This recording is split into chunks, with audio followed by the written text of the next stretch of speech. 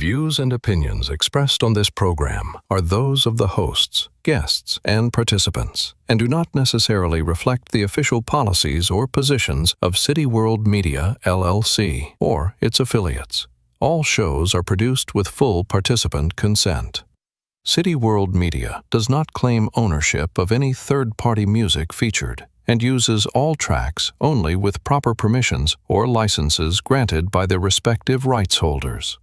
City World Media operates in accordance with fair use and digital broadcast guidelines on all platforms. From my city to your world, we are City World. Thank you for watching.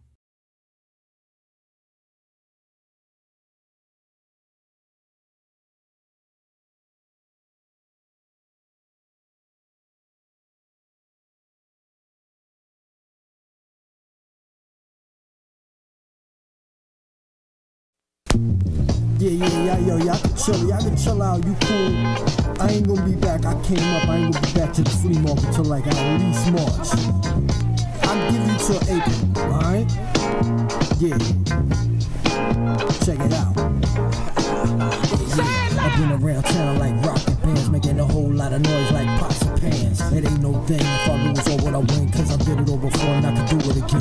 Chillin' with Ultra, Kotta Ranks and so buck. My shit really sound kinda dirty, but so what? Don't step up and even waste my time. It don't take much for me to make the rhyme. Taxing rappers like 10% though. Throw your cassette right out the window. Brothers talk shit, but that ain't my style. I don't give a fuck about the gold in your grill. I walk tall and don't show no pain, cause nothing don't grow without a walk in the rain. Give me a break, come on, that shit is insane. Give me a break, come on, that shit is insane. Jazz, tap dance, ultra flash dance. It's Illadale, go to hell, nigga, you ass pants. At my beck and call, saying yes and y'all. Singing anything to a broad to get the draws. Kick the ball, anything you want. God made me funky, Frankie spark the blunt. And I might smoke, you know what the hey. Zone out and watch reruns of Richard Bay. See right there, yo, I made that soon laugh. Right now I'm part of the thick craze tune staff. Professor Paul, prophets file, people's paws. Putting positive plastic, place the wrong conquer, man. Too much heat, now that ain't too much beat. Yeah, girl, I'm a freak, but that's just too much feet. Stick with the heels, you know the Jennifer Beals. Go back to ball one and then you see how I feel. Ultra. Fucking time you answer the phone. Say it loud! Come on. Yeah! Say it soft! Yeah! Say it bad! Yeah! Come on. Say it low! Your man as a whole. Yeah!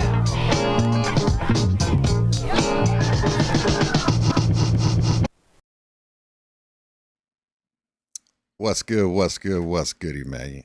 It's your buzzing cousin Ghost Boogie. I'm back. That's right, we back from the dead. It's the first surgery. It's the first stream since surgery. I'll show you cut here. Anyway, look, tonight is a great night. It's I've been looking forward to this one for a while, man. We've had this one scheduled, and I'm truly honored and humbled to have basically tonight's guest, and that's Aaron Phillips, aka better known as ULTRAMAG7. And what makes his story interesting is how many different sides of hip-hop he actually has lived. Long before Culture Clips, the podcast, Ultra was making music and performing, including time on stage with Prince's Superstar during the early 2000s.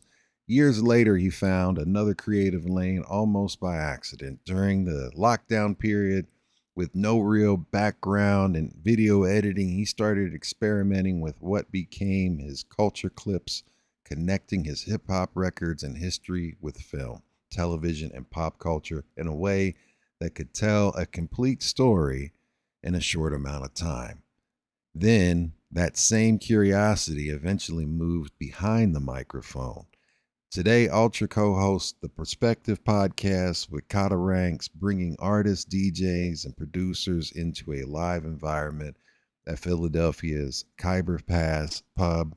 He created the ULTRAMAG7 around a simple idea. Stop asking artists the same questions they have answered for 20 years and find another way into the conversation. I love that because I try to do that myself. He is also part of the It's C-Doc Again crew, working alongside C-Doc, Jennifer, Jenny O, and Flatline. And while Ultra has become known for documenting other people's stories, he's never completely stopped being an artist himself. In 2025, he appeared with Chuck D on Carry On, with Chuck D Presents Enemy Radio, Radio Armageddon with C-Doc producing, and DJ M Rock, who we just recently had with CM, aka Creative. We had the listening party, which was a dope one. If you haven't listened to Digital Domain, what the hell? Anyway, with M Rock co-producing now, he's back on Wax again with Jazz Zoon and on Chillin with Ultra, Ron Konkama. And I know I fucked that up because I'm dyslexic. I'm legally blind. I got glaucoma. I don't know. Whatever it is, man. The record they took all the way to a limited red flexi disc release, which is dope. Wait till you see this thing. You see it on the screen. I showed it to you. Then basically, so tonight is about the person behind all those different lanes, the performer, the collector, the editor, the interviewer, the historian, and the artist who is still making new work while helping preserve stories of the culture that shaped him, man. So without further ado, it is my honor, my privilege to bring on the screen the one and only ULTRAMAG7, y'all. What's goody, man? Peace, party people. This is ULTRAMAG7, and I am rocking with Ghost Boogie 66 on B-Boys Underground. Let's get it on. Yes. So, hey, look, we gotta always do the thank you for being here. Thank you for having me. Oh man, again, this is an honor for you to bless the platform with us, man. Shout out to Just Treat Yourself. What's goody? So, like, tell us, we just heard Chillin with Ultra. Like, tell me about that and let everybody know about, the background on how that track came together, because, I know the one question that I want to ask to start off with is, you first interviewed him and it did. Because of the interview, was this a natural progression, or how did this all work out? And tell us again, like, give us the story behind this record, because we want people to go out there, support, run it up, listen to it, and buy it. Okay, well, first, before we get that, I'm just going to show it, and we're going to try to sell some records. But there is a story. So this is a flexi disc. Look at that. If you see this, flexi disc. So if you see this, it's very wobbly. But love this record. Me, my brother Jazzoon. These are available for purchase. If you want to get one, DM me on Instagram at ULTRAMAG7. That's at ULTRAMAG7. If you're in the US, it's $20. Shipping is included. If you're overseas, which we've been getting a lot of those orders, I got to find out what the shipping is. But these are available right now. You just heard the song. Ghost Boogie played the song. Thank you, sir. And this is a record. Don't think that this is it's not a toy. This is a record. Yeah. Those are dope, man. I mean, I remember as a kid getting those and collecting those, and they would have them on the back of cereal boxes. I even remember having like I think it was, if I'm not mistaken, on the back of a Trix box once there was a it was the space TV show back in the Great Space Coast? Oh no. Like No. It was It had the little robot. It was like a bootleg Star Wars. I can't remember. I used Buck to Rogers? Was it Buck or Rogers? Battlestar Galactica? Battlestar Galactica, the OG Battlestar Okay. Galactica. I think there was one of those on the back of a Trix box. Yeah. Because I got in trouble as a kid cutting open and cutting it off the back of the cereal box that when we got it home and messed up all the cereal. Might have got a beating or two because I just wasted a whole box of cereal, but I Been had there. one. I've been there. But yo, so like, tell us about how all of this came together because it's dope. I love the breaks, the hooks, the samples and everything behind it. Please tell us about how all this came together. Okay, so I'm friends with Mr. Len. You know Mr. Len from legendary group Company Flow, and Yeah, shout out to Company Flow, bro. so this right here, this is kind of like a promo record, but Life in Dakota is his record that was coming out, and you know the video edits that I do. He asked me, could I do some video edits for his album? I said, Okay. of course. And so he said the record's coming out on Thick Crates Records, and he's like, yeah, you know Paul. I was like, I don't know Paul. I didn't even know what Thick Crates Records was. He's like, you don't know Paul? He's like, yo, I'm gonna put you guys together. So I think he gave Paul my number. Paul called me up. It's just disgusting. We were talking hip hop for like hours. We talked to each other like a few times a week. Now this is family now. So you know, after I did the videos for Len, he said, I'm doing an album with Jassoon. He was like, could you do some videos for Jassoon? I said, of course, sure. And so I did a couple of videos for Jassoon. And then this is around the time it started the Prospective Podcast. And so we needed somebody for a second episode. And I was like, you know, Paul, put me in touch with Jassoon. I'd like to get him as a guest. So we had him as a guest. He's very charismatic. He's a character. That guy, he should be in movies. He's a character. And so you know, we did the interview, and you know, we were talking, and he didn't know of my history of music. So I was telling him, yeah, I just did this song with Chuck D, and I used to do stuff with Princess Superstar, and I saw his like eyes light up, like, oh, word, like, okay. And so you know, I did more and more Jassoon videos, and then he would put up in his stories, like trying to sell and promote his records, he would just put up thank yous like, yo, shout out to my man ULTRAMAG7. He was like, yo, Ultra, we gonna do a record together. So he said it and he tagged me, and I'm like, yeah, all right. And then he had did it like 2 or 3 more times. I'm like, he keeps on saying this, like, and so I called up Paul. I was like, yo, what's this? I call him Frankie. I don't call him Jassoon. I was like, yo, what does Frankie keep on saying that he got a record for me? He's like, well, we wanted to talk to you because we got this Flexi Disc series. So my record is a part of this Flexi Disc series. So I have the third one. The first one, I think the first one is either white, and the second one is green, and the next one is red. And the first 2 are Jassoon and Koreatown Oddity, but I have the third with Jassoon. And so they were like, yo, all you got to do is drop in your rhymes. So they played me the beat over the phone. I'm like, okay, I can rock with this. They sent me the song. I went in the studio, recorded my verse, sent it back to Frankie. He liked it. Paul liked it.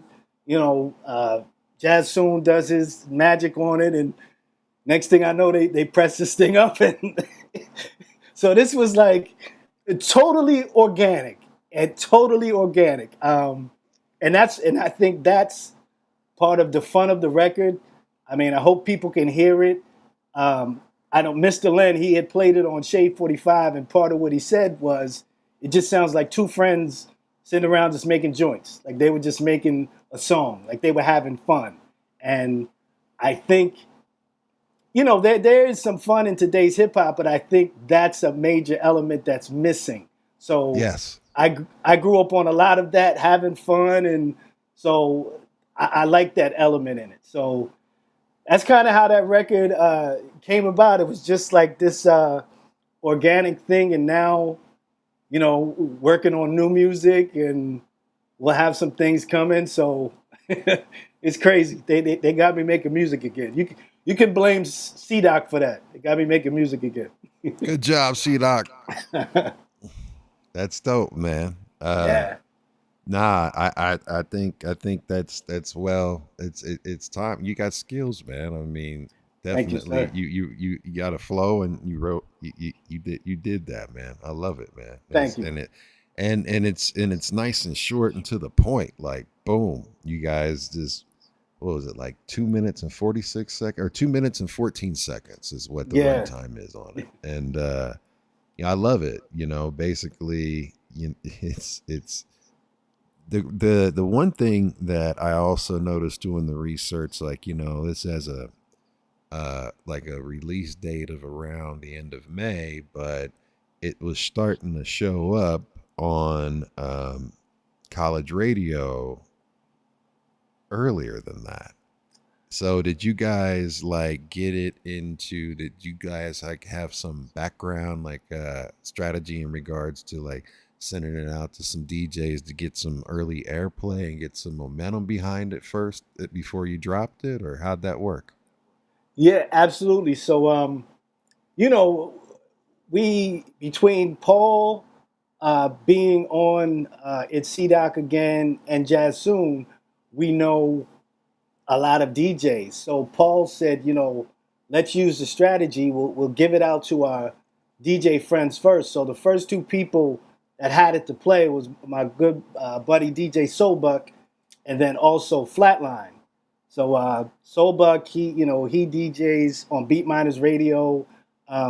He's also, he's been popping up on Shade 45 on Destroy's show kind of regularly, and I'm hoping he can stick up there. But we strategically sent it to our friends for them to play first, then send it out to a couple more DJs, and then we had the physical product, and just trying to get it out there. And I think it's one of those records, and it's my record. I'm not trying to say, but I feel like it has legs. Like nobody has told me that they don't like the record. They're like, "Oh, yo, this is dope" or whatever. It moves. Yeah. So and in a lot of quote unquote underground hip hop, it's very slow. So the interesting thing is I send it to DJs and they're like, "Oh, I got to put this when I speed up my set. I got to play this." And then it's been interesting that I've seen DJs play it like after like a Big Daddy Kane song, like Set It Off or something like. So I'm like, whoa, they're throwing me in the mix with like some of these classic songs. So, I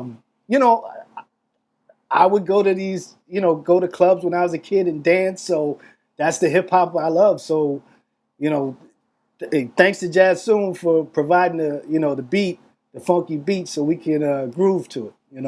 One that I hear also is the Real Estate by Cypress Hill. That doo doo doo doo. Ah, yeah. Doo doo doo doo doo. It's because like I'm always, I know you have to be, I'm assuming, but given your history and how we'll get into all of this, like when you hear songs, do you not, as soon as you're hearing songs, automatically start hearing other songs that they go together with and how they would link together? I mean, do you not have that type of ear where you're like, oh, that's like, that's where I felt like I heard that, and I heard the doom doom doom doom. I was like, I'm doing Real Estate with that one, like for sure. Yeah, I have that ear, but I can't DJ. If I mix two records, it's gonna sound like horses galloping. So I've never had that DJ. Don't worry about that. They have computers for that now. People. Yeah. Nah, man. But salute to you on that, and thank you. Make sure you all support. Go get you something. It's a collectible, y'all. That's a collectible. It's a good song, and look at that. You want that in your collection. And what's so weird? I want to tell people that so obviously the label is Thick Crates, and because my name is ULTRAMAG7, if you look at the design of the record, it's kind of throwback to the old Next Plateau records when ULTRAMAG Netic was on there, even down to, even if you look at the address, it's 1560 Broadway, but it's Ronkonkoma, New York. Not.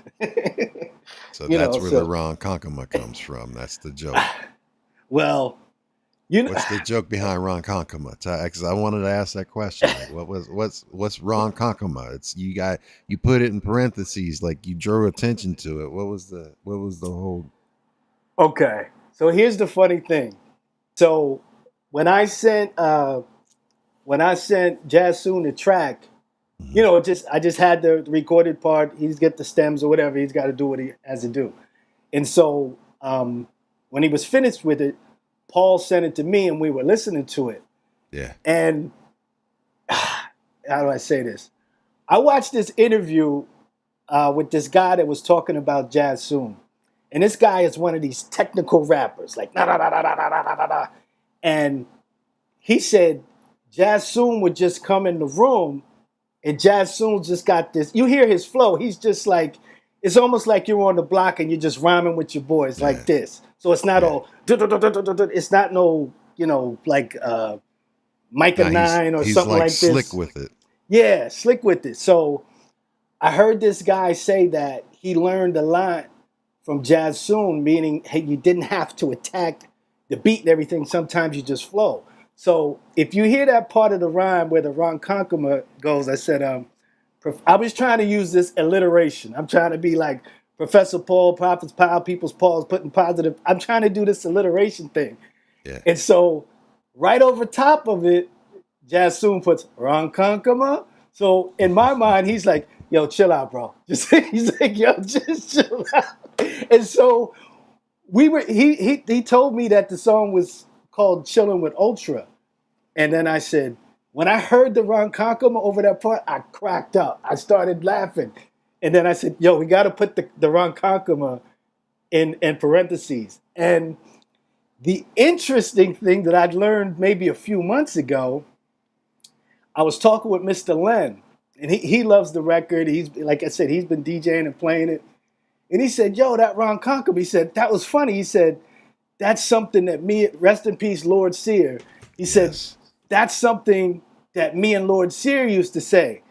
And so I went back to Jassoon. He was like, yeah, that's Lord Sear saying Ronkonkoma. Like, and I was like, oh my God. I was like, yo, that's crazy. So it came full circle. So rest in peace, Lord Sear.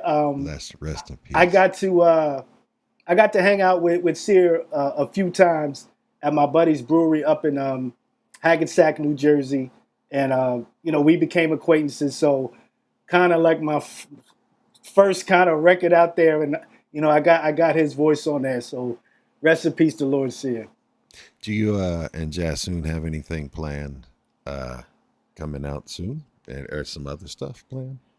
Yeah. And I just talked to him last weekend. And he's kind of like, yo, can you hurry up? Like, So I got you. He's giving you the wrap it up button. Like, just wrap it up, B. So the plans are, so after they sent me, you know, we did the Chillin with Ultra song, then they sent me like 7-8 more beats. They're like, okay, what do you, and I'm like, well, what do you want? He's like, yo, let's do like an album or an EP. So I said, let's do an EP. And hopefully, at this point, it might be next year or whatever, but the plan was try to get an EP out this year, then an LP next year. But that's the plan. I have the beats, and I already have the next song that I want to do. I just have to record it. And I just told, it's going to feature another MC on it.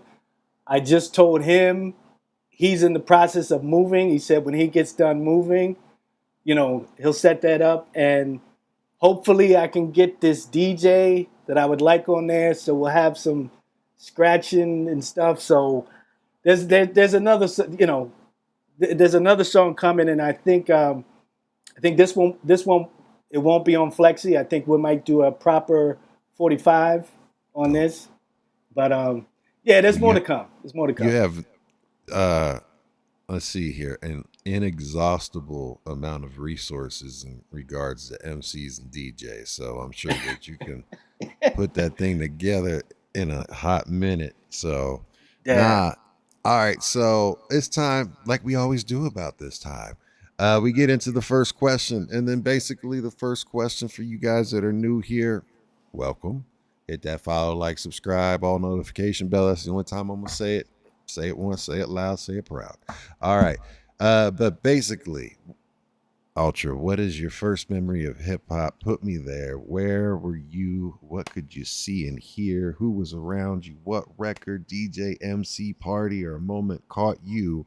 And what changed for you after that, that took you from that moment to all the way right now where you and I are talking to each other about this thing that we love called hip hop? Wow.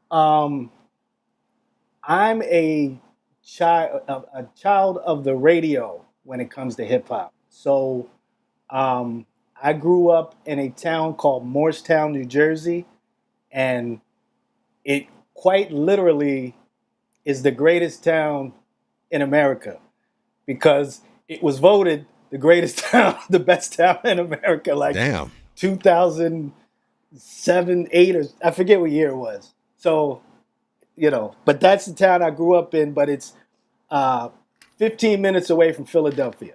So all the early hip hop I would get would be on Philadelphia radio stations. And I remember hearing in my bedroom, listen to the radio, hearing Rapper's Delight.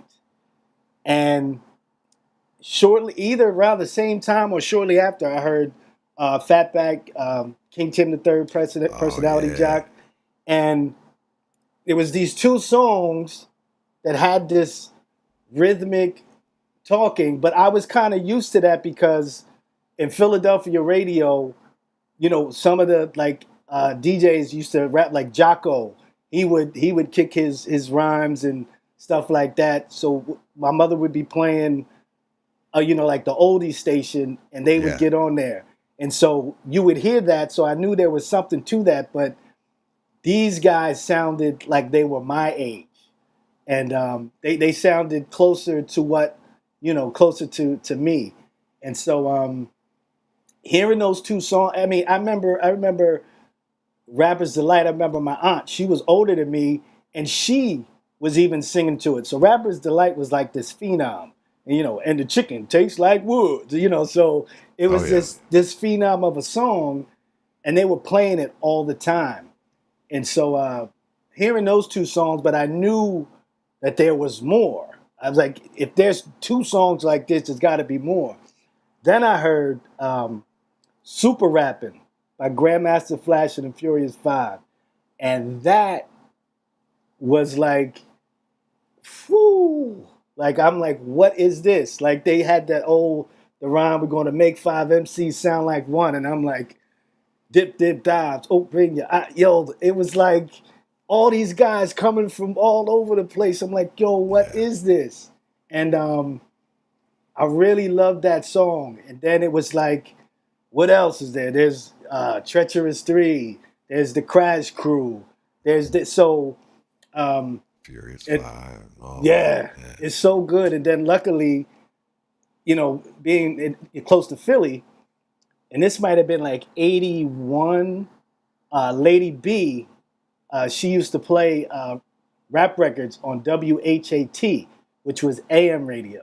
So once I started, and there was more and more music, and then I'm going down the dial trying to find something, and I find 91.7 WKDU. They're playing rap records, and the DU in WKDU stands for Drexel University. Ironically, I ended up going to college there. So there's cool.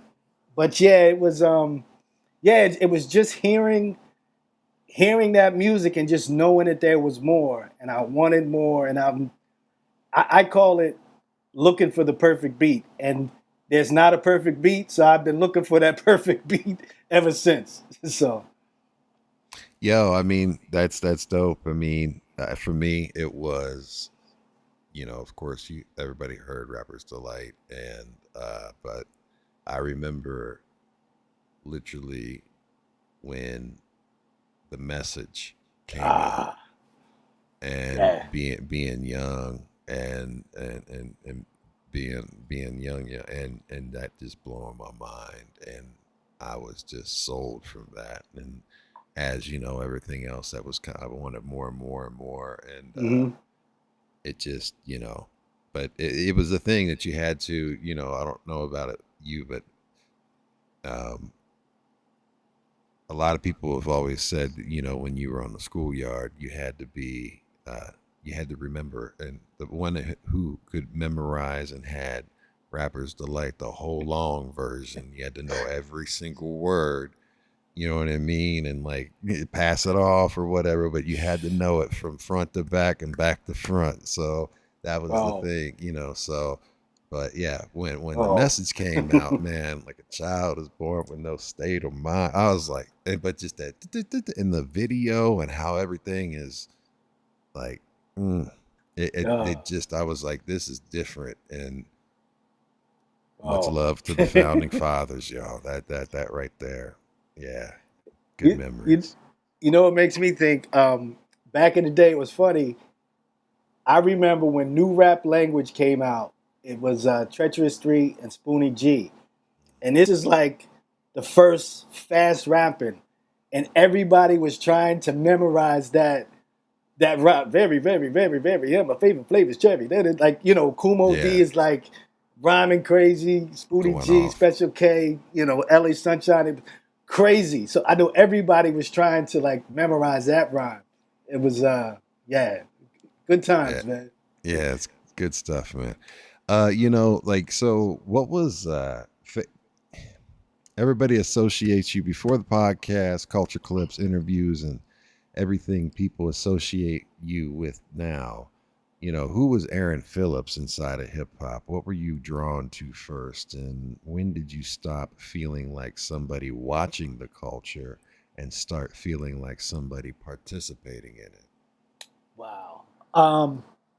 So, from that time, I've said like 81, when I would hear it on the radio, I used to constantly taping shows. I was a kid. I didn't have a lot of money or could get to a store, so would sometimes steal my mom's gospel tapes and try to tape over them, and the sounds bleeding.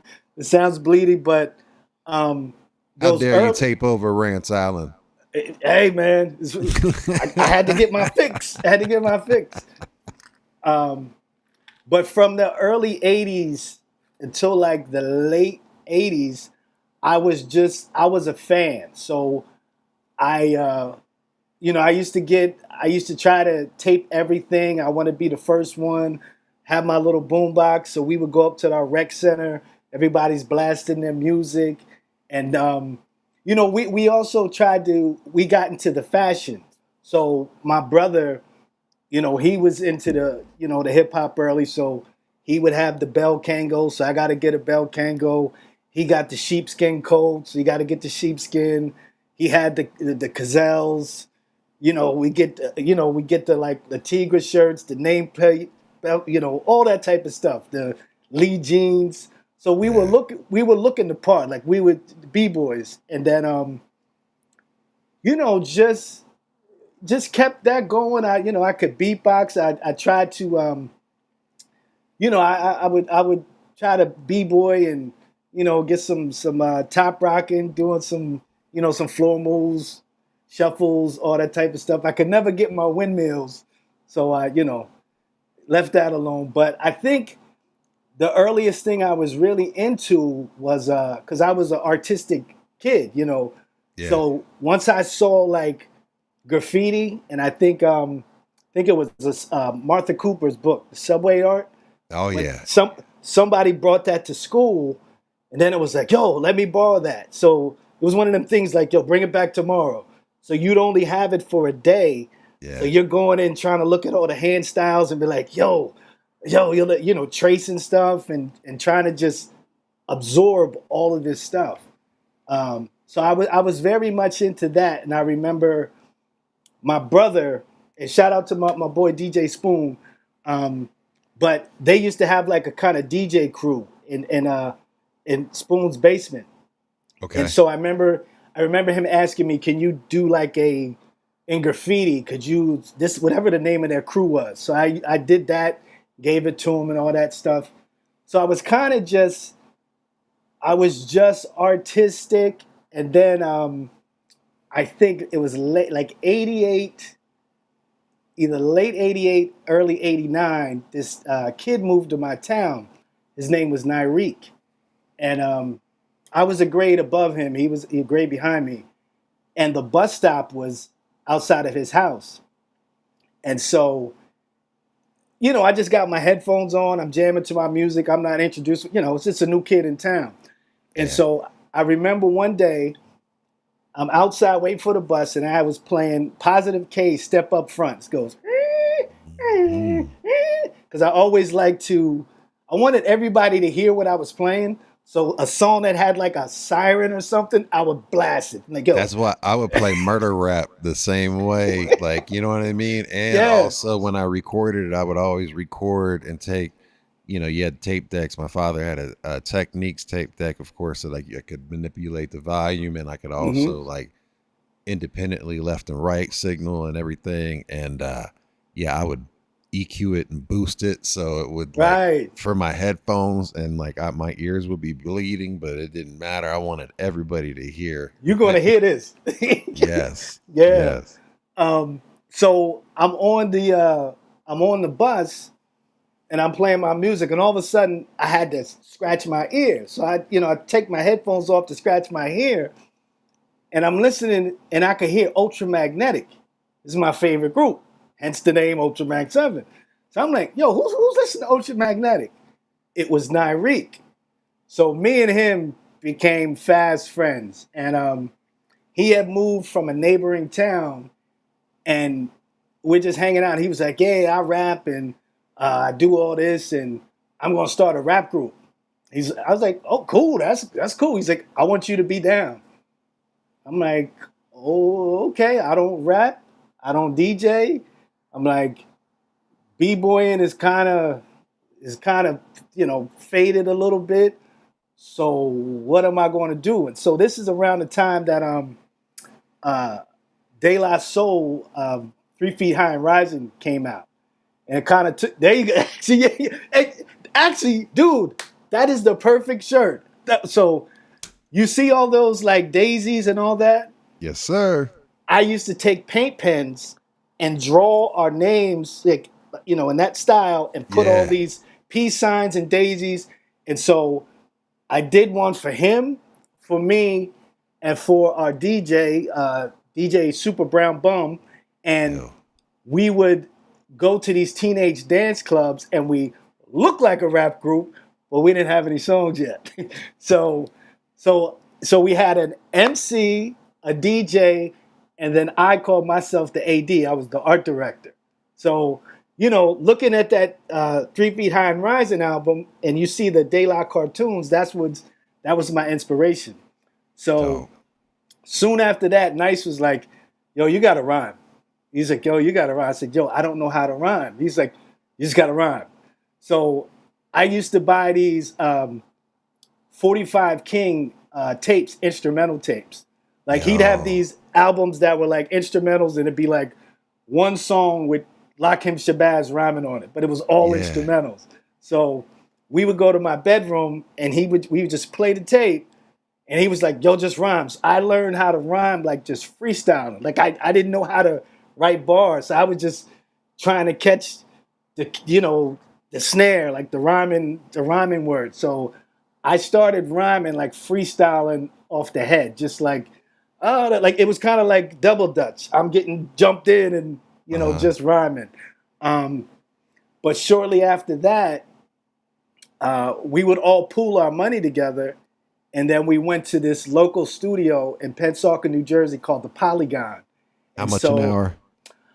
I think the Polygon, I believe it was $10 an hour. It was 10. That's good. That's a good price. It was either 10 or 15.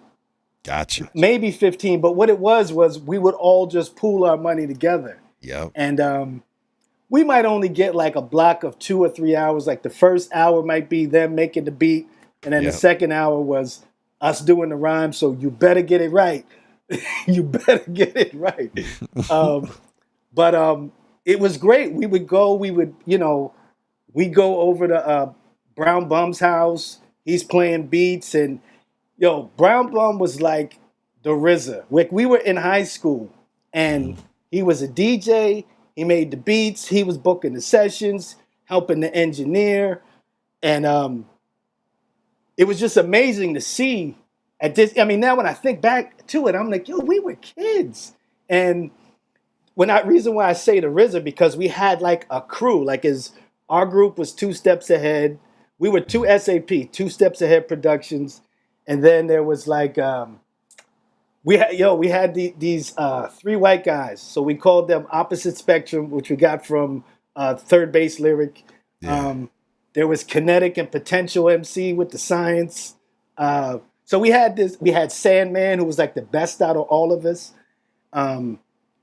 So we had we had a whole crew of like MCs, DJs, and all this.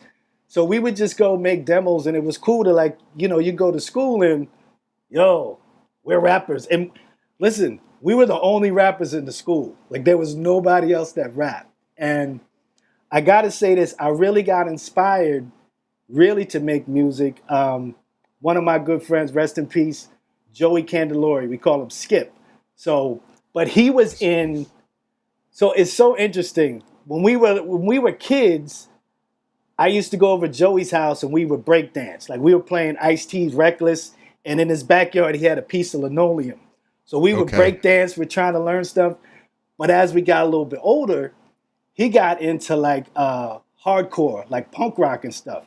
But we always remained our friendship. So I was telling him about the new rap stuff out, and he's telling me, check out this Minor Threat, check out 7 Seconds, check out this. So, but what I was trying to say is, in high school, him and my another school friend of ours, Jay Lachlan, I come back on the weekend, like, what you do this weekend? Yeah, we went down to Baltimore, we did a show. I'm like, what? Like, so they were going down to like Washington, D.C., but the Baltimore, different areas, doing shows, then coming back, and he's showing me these like hardcore zines that people had made in the house, and I'm like, we're kids, and this guy is doing this, and it's so that really stuck with me. So rest in peace, my boy Joe. But yeah, that was a great inspiration, man. That's dope. That's dope, man. Yeah. It's crazy. So like fast forward, you continue to, ultimately stay at it with your pen and everything like that. And then your history with Prince of the Superstar goes back to the early 2000s, right? Wow. So bridge the gap before we get into Prince of Superstar, like bridge the gap. Like, was there anything else in between that time to Prince of Superstar that, like the early 2000s part? So just real quick is the group that I had in high school. I was the oldest, so I went to college. So I left first. Actually, no, our DJ left. He moved up to North Jersey. Then I moved to Philly to go to school, and so Nice was left back at school, but it kind of just splintered because then he went to college the next year. So the group kind of disbanded. So then I went to college.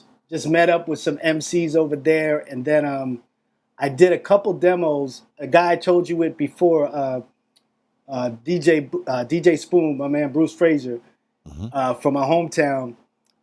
He was living out in LA, so my brother was living out in LA with him. So my brother, I would go out there like on like a Easter break or something from college, and we were working on demos. We were working on songs. So the aspiration was to record these demos, get like a glossy back in the day.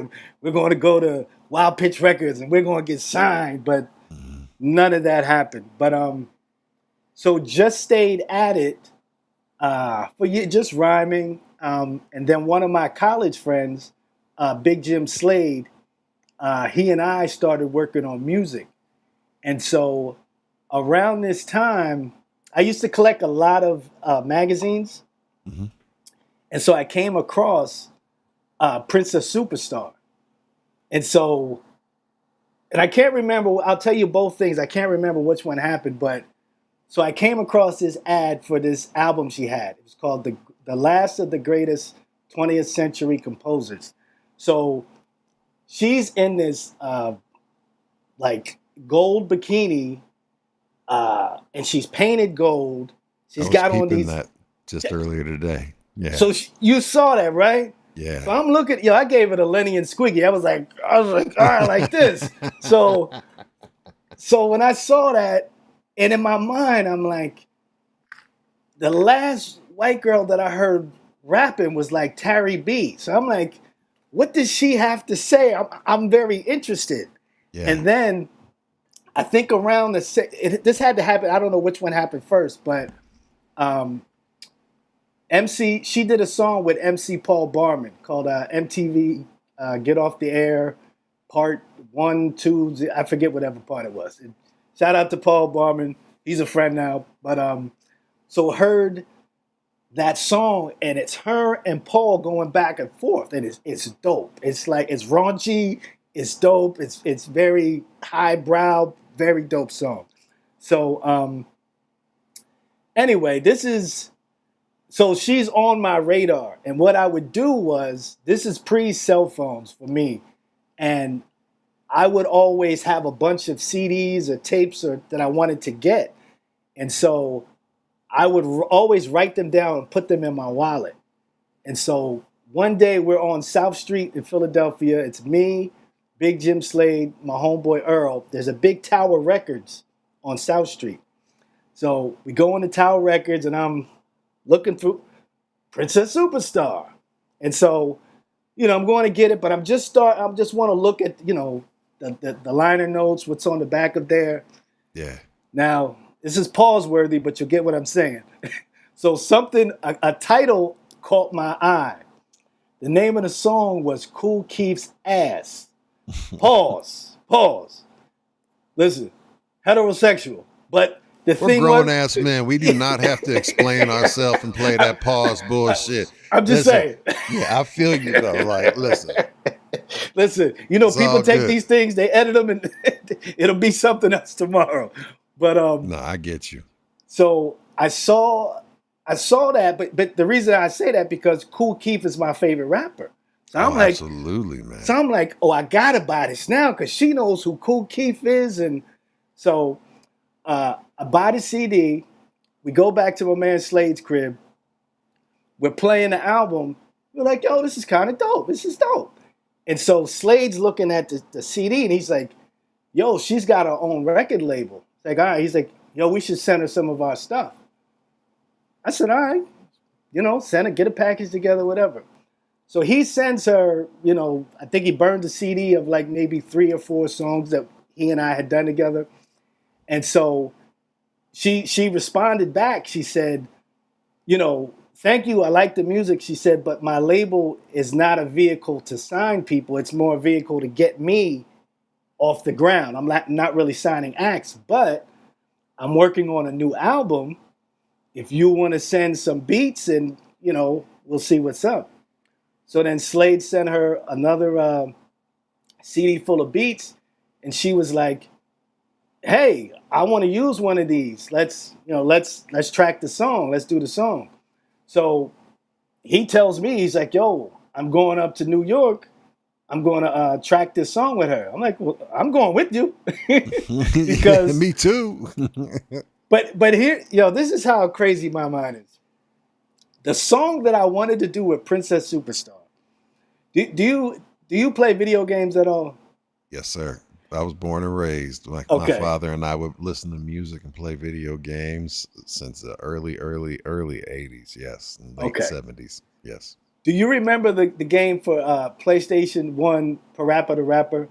Oh, hell yeah. With the onions and chop and all that. Yeah. Yeah. So in my mind, I wanted to do a song where it was me and Princess Superstar, battling Parappa the Rapper.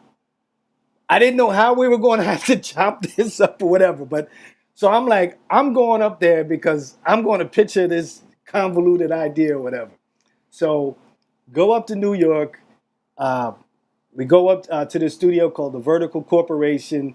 We meet Prince of Superstar's producer and engineer, Curtis. He and I are still friends to this day.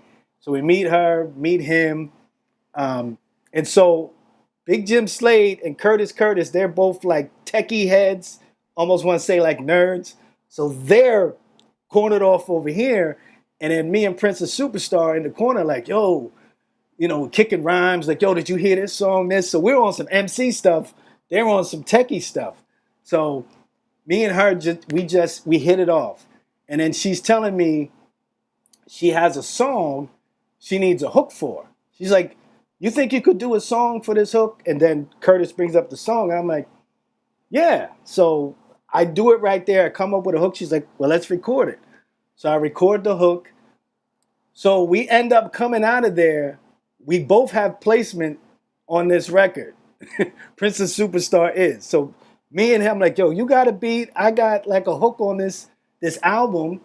So I'm like, yo, this is dope. And so going back home, I had got, I call it Conchetta, Prince of Superstar Conchetta. So if you see me go back and, so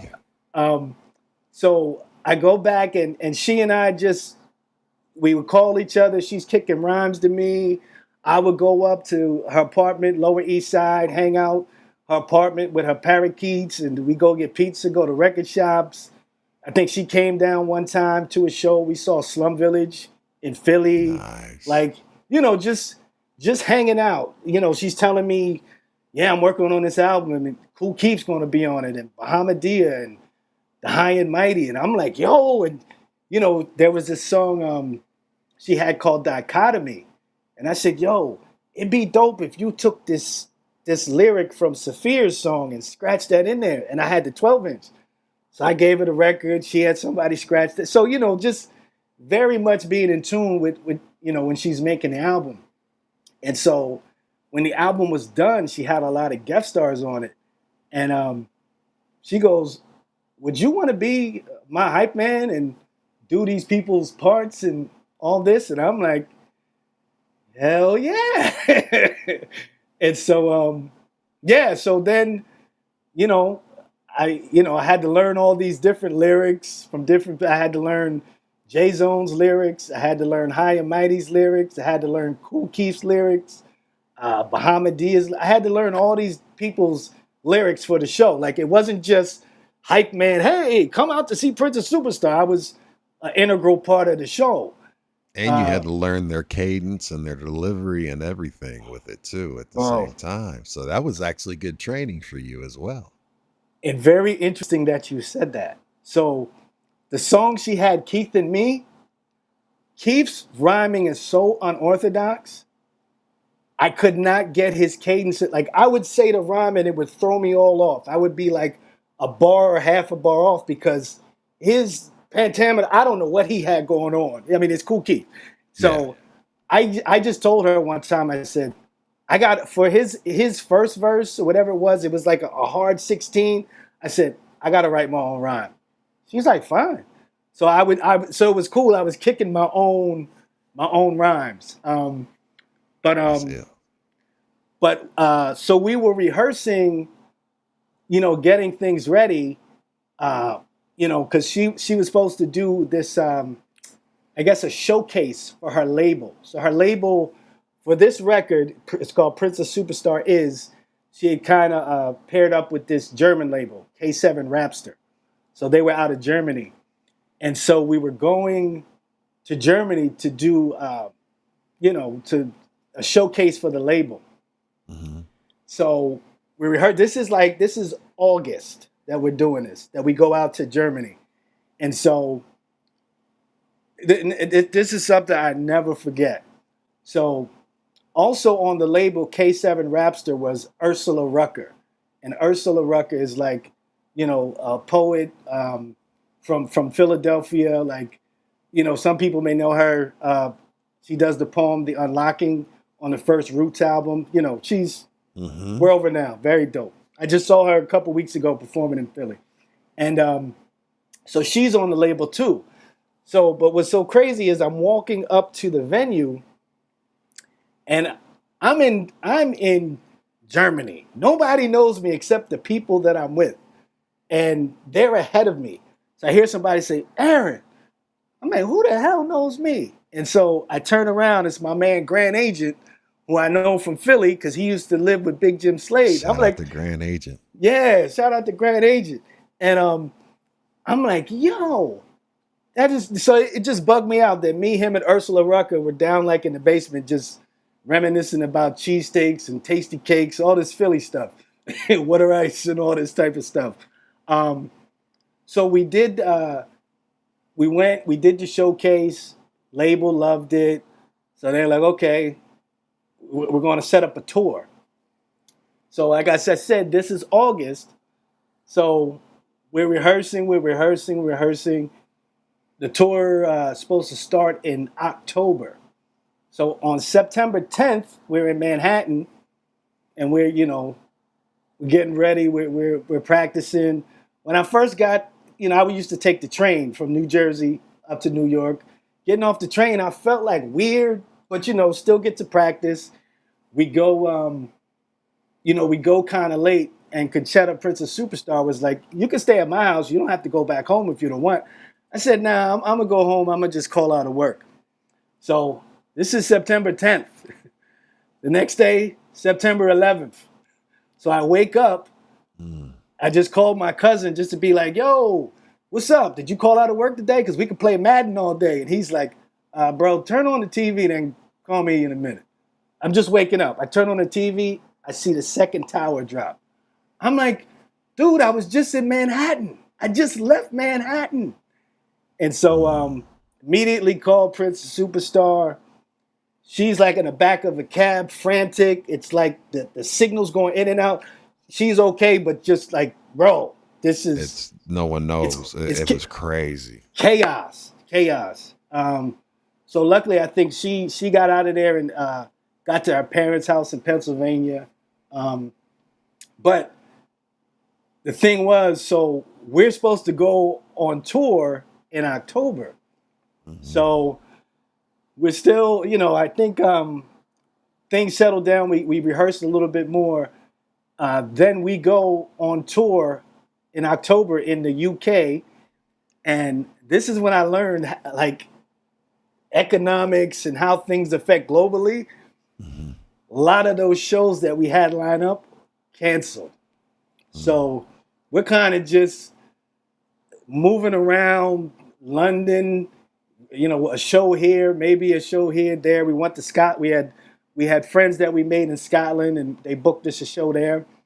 But after that experience, when I got back home, because I got out of work for like a month to do this tour. When I got back, I told Conchetta, I said, I quit. I can't do this. It's no certainty in this. It's like it's fleeting. And she understood. No sooner than I quit, Bad Babysitter.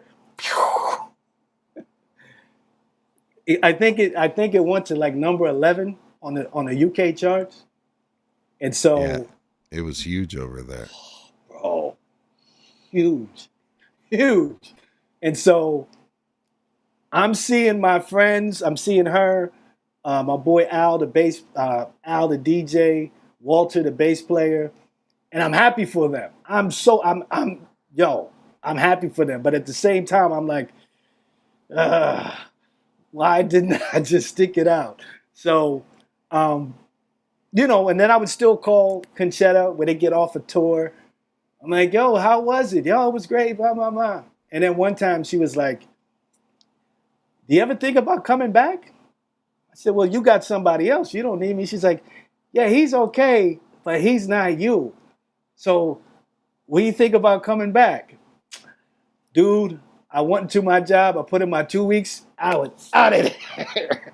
Yeah. And, bro, best decision of my life. I got to see what a number 11 hit record would do. Television shows, tours, festivals. We did a festival with David Bowie. I mean, obviously, but shared the same stage with David Bowie. Look, salute to David Bowie. That was one of my dad's favorites. Oh. I grew up listening to David Bowie nonstop with my father. He loved David Bowie. Yeah. So yeah, it was, you know, it went from being in the back of like a van driving around the U.S. to like tour buses, being on television shows, being, you know, they're not just interviewing her because everybody would mess up my name because it used to be spelled number 7 Even. So they used to call me 7 Even. I'm like, no, it's just 7. It's 7. So, but yo, great times. Oh my God, it was best of times. Best of times. So I specifically want to know about the Pentonville story, and basically,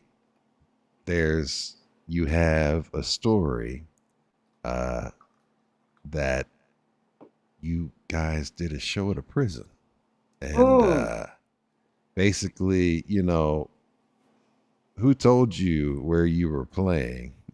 What did that venue feel like? You know, who was there? What do you remember before going on stage, and what happened that night that never made the press? Those types of things. I want to know the stories behind the stories behind the stories. Like, let me know what that's like, because you went and played. Like, that's steep. That's over there too, a prison over there. Yeah. So this isn't some Johnny Cash stuff. This was like a defunct, like it was a shut down prison, but a prison nonetheless. It was called. Oh, okay. So it wasn't an active prison at that time. Oh, no. We weren't Johnny Cash, bro. Got you. All right. Because it didn't say that. I couldn't find that in my research that it was like, all right. So I was thinking the whole time, I was like, yo, that's ill. Like, what? Like, I want to hear about this. But still, like, so that had to be a dope venue, though. Yeah. So it's if anybody in the UK is listening, or look it up, it's Pentonville Prison, and you know, like, obviously things, especially in England and the UK, it's like, you know, historic, it's older than America, so like it's very castle-like almost. Castle-like, it's stones, like, and so very, like, you know, you're in these little dungeonous areas, even like the backstage area, but a very dope venue. Actually, I wish I have the magazine somewhere, but there's an article in like a DJ magazine where they actually took photos from this event, and I think I think Jarvis Cocker DJ'd. I think he DJ'd there, and I think Beth Orton showed up and sang at that show too. So it was cool to have, you know, Beth Orton, you know, show up, and she sang because she was on the album. But one of the things that was so weird, and this is so easy, like, you know, I like to have a beer, so I think it's either before or after, probably after the show, I went up to the bar to get like a pint. And so in America, you know, we tip our bartenders. You know, maybe he said it was 5 or 6 pounds. Maybe I gave him 7 pounds, 8 pounds, whatever it was. And he was like, yeah, you know, it's just 5 pounds. And I'm like, yeah. He's like, no. So he took it back, and then somebody was like, this is not like America. It's like, they actually pay their bartenders a good wage. He was like, you know, he's like, they don't need the tips. And I was like, so, it you know, the actual show, dope show. If I go back, I think, actually I can go back. I had this yellow T-shirt on. There's a picture of it, and Princess Superstar had this. She had like this cheerleading outfit on. She had these pom poms. Like, that's one of the things I loved about doing shows with Princess Superstar. We had a stage show. I mean, hip hop is so much walking back and forth like this, but we had costume changes, we had dance steps, We had the DJ would have his, scratching set. The bass player would have his little, bass part. Like we had. You had a real show. We had a real show. It was fun. It was, interactive. Pentonville Prison, man. It's I have a couple friends in the UK, and I'm like, yeah, I played at Pentonville Prison. Like, really? Like, they're like, really? You played at the prison? I'm like, yeah, we had a show at Pentonville Prison. That's dope. Yeah. Oh yeah. So, when you think about, one of the things that I'm a collector. I can see behind you. You're a collector. You know what I mean? I'm lightweight, probably a hoarder that needs an intervention, because I got almost 20,000 records and other types of stuff. So I have to ask you, like, collecting and physical hip hop culture seems to run through a lot of what you do now, right? Mm-hmm. Take me back to the beginning of that side of you. What was the first record, tape, magazine, flyer, piece of hip hop history that made you understand that owning the object could preserve a memory differently than just simply hearing music or whatever? I think I have to credit my cousin Steven. Shout out to my cousin, call him Steady, Steven Robinson. I used to go in his bedroom, and he would have all his cassettes, like in a one of those like cassette boxes. You slide them in. Yeah. And I would see that, and I'm like, yo, that looks cool.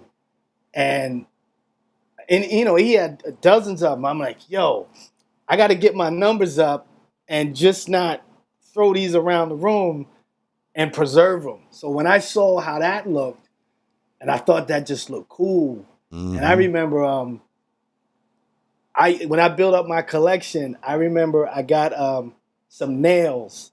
And on the back of those cassette holders, they used to have like the little hanger pieces. I put them on the wall. And so people would come in my room and be like, yo, you got Audio 2's first album. Yo, you got this. So, and I'd be like, yeah. So they would see all my my cassettes. One thing you made me think of collecting. And this is my mom, rest her soul. My brother, he went to the Fresh Festival in 1984 in Philadelphia. Wow. So this is Run DMC, Houdini, the Fat Boys, Curtis Blow, New York City Breakers. Like it was sponsored by Swatch Watch. Ooh, so, Swatch Watch. Yeah, man. Yeah. So the poster, he brought home a poster, and so we had this poster in our room forever. And he went to the school in California. So he just left the stuff here. And so when I went to school in Philly, I took the poster. And so I put it in my dorm room. I used to lie. People would see it, and I would lie to them. I was like, yo, I went to the... Because I would tell them I went to the Fresh Festival because I waited up till my brother got back, and we had bunk beds at the time. And I made him tell me word for word what happened at the concert. He was like, yo, Houdini came out on these Honda scooters, and Run said, this is my motherfucking house. And, he told me exactly what happened. So I would just tell people that. So for years, I lied. It was like I was at the Fresh Festival. But reason why I brought up my mother in the beginning is when she moved to she kind of downsized. She moved from like her house, because we were out to like a townhouse. Mm-hmm. She threw away the poster, man. I could have cried. Oh, no. I had it all that time from like, I had it from like, we had it from 84 to like 98 or something like that. And she threw it away. I was hurt. But I'd have been playing it so hard to say goodbye. Oh, my brother. Yeah. But yeah, I just, I used to collect a lot of hip hop magazines and stuff. And just having that physical product, having that thing. It's I think we had gotten away from that, but I really feel like the isolation of like those COVID times made people go back and be like, no, I need some of this. I need to touch and feel. I need that. I think that isolation kind of changed us a little bit, like made us go back and really think like, oh, I need to touch and feel stuff. Yeah, for real. I mean, absolutely. During those times, I actually started pulling up stuff and like pulling stuff out of boxes and same thing was going and, as I was telling you off air, starting to DJ again and teaching myself how to DJ with no feeling in my arms and hands. But like I was bringing it up and like showing my kids because it's one of those things like, here's what dad did, and here's dad. Like, you guys are old enough now for me to start talking to you and you understand and we can have conversations. Check this out.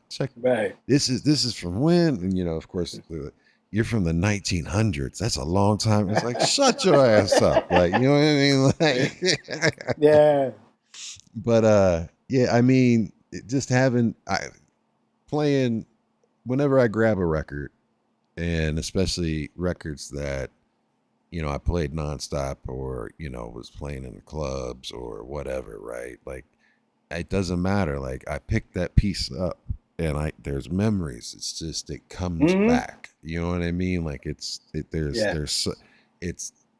implanted, it's embedded in them. And I collected a ton of I had like every single Source out, magazine and like Double XL and Rap Pages, Murder Dog. Like, I collected magazines until I was like, I ain't carrying it. I wish I would have not thrown them away, but I did get rid of them all because I was like getting tired. I was like, records or magazines, like, buy magazines. Yeah. But yeah, dude. Yeah, like that, that's dope. So basically, before the Perspective, you were already sitting across from artists on People's Distinctive Travels. What originally made you want to become an interviewer, and what did those early conversations teach you about getting past the resume and reaching the story somebody normally does not tell? Wow. So going back at the People's Distinctive Travels, shout out to my partner, Overlord of Fresh. And how that came about was Fresh started, I don't even think he followed my page, but he would see the videos that I would post up, the culture clips, and he would inbox me and we were having conversations about like this certain song. And so the songs he was asking about, I figured he had to be an East Coast dude. He was either Philly, New York, or Jersey. And so, we were having these conversations. And one day I finally asked him, I said, yo, where do you live? And it was like a couple towns away from me. It wasn't that far. It's like 15 minutes away. So I'm like, yo, do you drink beer? He's like, yeah. I was like, yo, let's get up and have a beer. And so got up, went to this brewery, and we were just having these great conversations about hip hop. And the first time we met up, he made me these mix CDs, like specifically like 87, 88, 89 mix of songs, and very like very underground mix. Like it wasn't like a Public Enemy track or something. It was like, some very underground, like maybe the Alliance or something. Like it was very underground mix. So I appreciated his knowledge. And so I think the second time we met up again, and I said to him, I said, yo, you ever think about doing a podcast? And he was like, well, I listened to it. What do you have in mind? I said, these conversations that you and I are having, selfishly, I want to record them. And maybe somebody else wants to listen to it. And he was like, cool, let's let's figure this out. So, we had to figure out the equipment and what we're going to do. And it took us a while, but it was, it kind of started from that, just wanting to record conversations with him. But I think we thought ahead of time, like at some point we're going to bring in people to interview, but I think we wanted to lay the ground with knowing who we were and getting comfortable on screen and your timing and everything, right? Chemistry. So but even with me and him and I we are learning each other on the fly, and so but the chemistry and everything. So, but what I said to him is like, a part of like what you were asking was, I didn't want to do the regular, like, yo, who's your favorite? Who's your top 5? Like, I hate those questions. So we wanted to really get to the minutia of the music. Like, if there was a question that I wanted to ask for 30 years, I finally got this person here, I'm going to ask him. Like, like we did an episode with the King of Chill, and I got to ask him how with First Priority they would do these delays in the music that would come before the music, like hot damn, hot damn, hot damn. Like, I was like, how did you do that? And he told us how he did it. You flipped it. You would take the reel and you would flip it and it would play back. And I'm like, bro, I'm like, I've been wanting to know this for 30 years. So they were literally taking reels and then flipping them and then running them backwards. Okay, that's dope. Yeah. So, so these are the questions that we're asking and that we wanted to know. And so, so that passion, like for it was just wanting to know the minutia of music and not just, and really being a fan. So I knew kind of I could ask these kind of weird questions. And I find that people, when they're being interviewed, they would rather those questions because they know, then they realize that you're really a fan, that you really care. You put time and effort into this, because you can see sometimes when somebody's getting interviewed, it's like, yo, this is the 50th time. Like, yo, I've all right, you got anything else? And they're so quick, they want to get out of there. So, so that's kind of where that, where that comes from. But that's dope. Yeah. Also, I want to make sure that we get an opportunity to talk about, you've spoken about executive producing I Can, You Can, which dealt with criminal justice, and prison reform and voices coming from inside the system, and that's a very different responsibility from interviewing an artist about records. What drew you into that project, and what did it teach you about handling somebody else's story with care? I'm just going to say this. That's the one thing, remember we talked about before, something we wouldn't talk about? That's the one thing, but I will break this down real quick. I don't want to get into that. My apologies. No, not at all. I didn't know. Listen, bro, I'm very impressed with how, where you're going with this. All right, can I stop for one moment, please? I just want to give a big shout out. We just got a raid on Twitch from my brother, my big bro, DJ C minus, the world famous DJ C minus. Much love to him. Thank you so much for the raid. And if you don't follow C minus on twitch.tv, he of course is a member of the Dr. Green Thumb podcast. He is a historic, iconic DJ out of LA. He broke all of your favorite songs and actually influenced New York's playlist and what played in New York in LA he's part of the world famous Fantastic Four. He's been with everybody. So please make sure you follow my brother through Be Real TV, the Dr. Green Thumb podcast or show.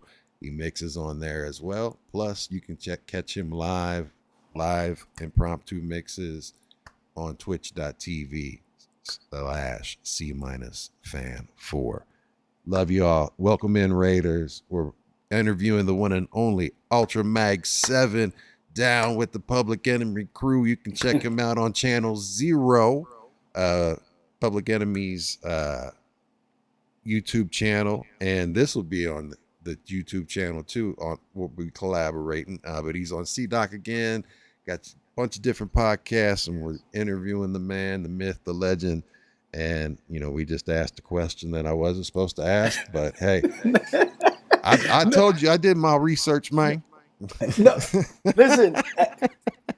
You know what? I'll tell you the full story. No, 'cause I'm very happy that you're very knowledgeable and you went deep with this. I'll tell you off air, but I'll keep it short and sweet. Yeah. This is a former friend that I helped set up her podcast, and she was very much into prison reform and that type of thing. So helped her with the audio and all that, and that's about all I'll say. I can tell you the rest off there. Word, no problem. Well, hey, check that out and don't check that out. Either way, we said it. All right, so moving right along. I'll tell you off the air, man. What had happened is that there was something else that you said, culture clips. No, culture clips, that came out of the lockdown period, which, I've got to say, and the thing that I got to say about C-, if it wasn't for C-, and of course the stuff that he did on the Dr. Green Thumb show, I don't know I know for a fact we wouldn't be here talking today. Mm-hmm. But I don't know how my health would have went, because through, my love from Cypress Hill always, and, and C DJing on Twitch, and out during the pandemic, and recovering from all of these, crazy illnesses. And he was the one that inspired me, because I sent him a message one day and I was like, we'll see if he responds, or maybe even I typed it in the chat, and I was like, how are you streaming? Because like I said, how are you getting it? Because he uses his phone, right? Mm-hmm. And I was like, what are you doing? And how do you get on here and stream? And he was like, oh, I use a device called an iRig, and it plugs directly out into the phone, and I just put my phone on and boom. I was like, all right. And I knew that I had my 12s, that I had a couple sets of 12s, but I kept my very first pair of 12s that were like the used junky ones that I bought from a pawn shop, 2 for $400, and like they had ground problems until I got grown up and was able to fix them. Yeah, man, like it was because of that man right there that we are here today, and he's a big part of the story. So I got to give a big shout out to him. But, during the pandemic, you basically started the culture clips, right? And during that period, you had no previous video editing experience when you started, and I know exactly, when you start getting into the streaming waters, there's so much stuff that you got to learn, right? And, so take me to the first one, like the first reel, the first culture clip. What were you trying to make? What did you first edit actually, or what did the first edit actually look like? And when did you realize that this could become your own language instead of something you were simply just experimenting with? Wow. Well, it was obviously, like you said, during the pandemic.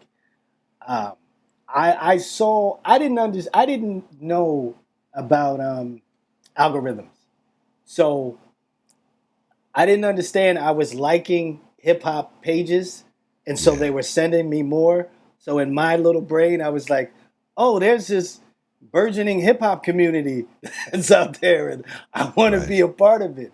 And so, we were just talking about collecting. I would see people putting up CDs and tapes and posters, and shout out to the journalist Sincere, because he was actually the first person who paid me for a video. But I would see he had a bunch of magazines and stuff. So I wanted to enter this, whatever I thought this world was, but I wanted to be original. I didn't want to be a biter. So I wasn't going to show the tapes or cassettes. I had to figure out a way, how do I enter this? So one of the first things I thought about was there were certain songs that have a common bridge. So for example, there's a song by Chub Rock called Your Bad Chubs.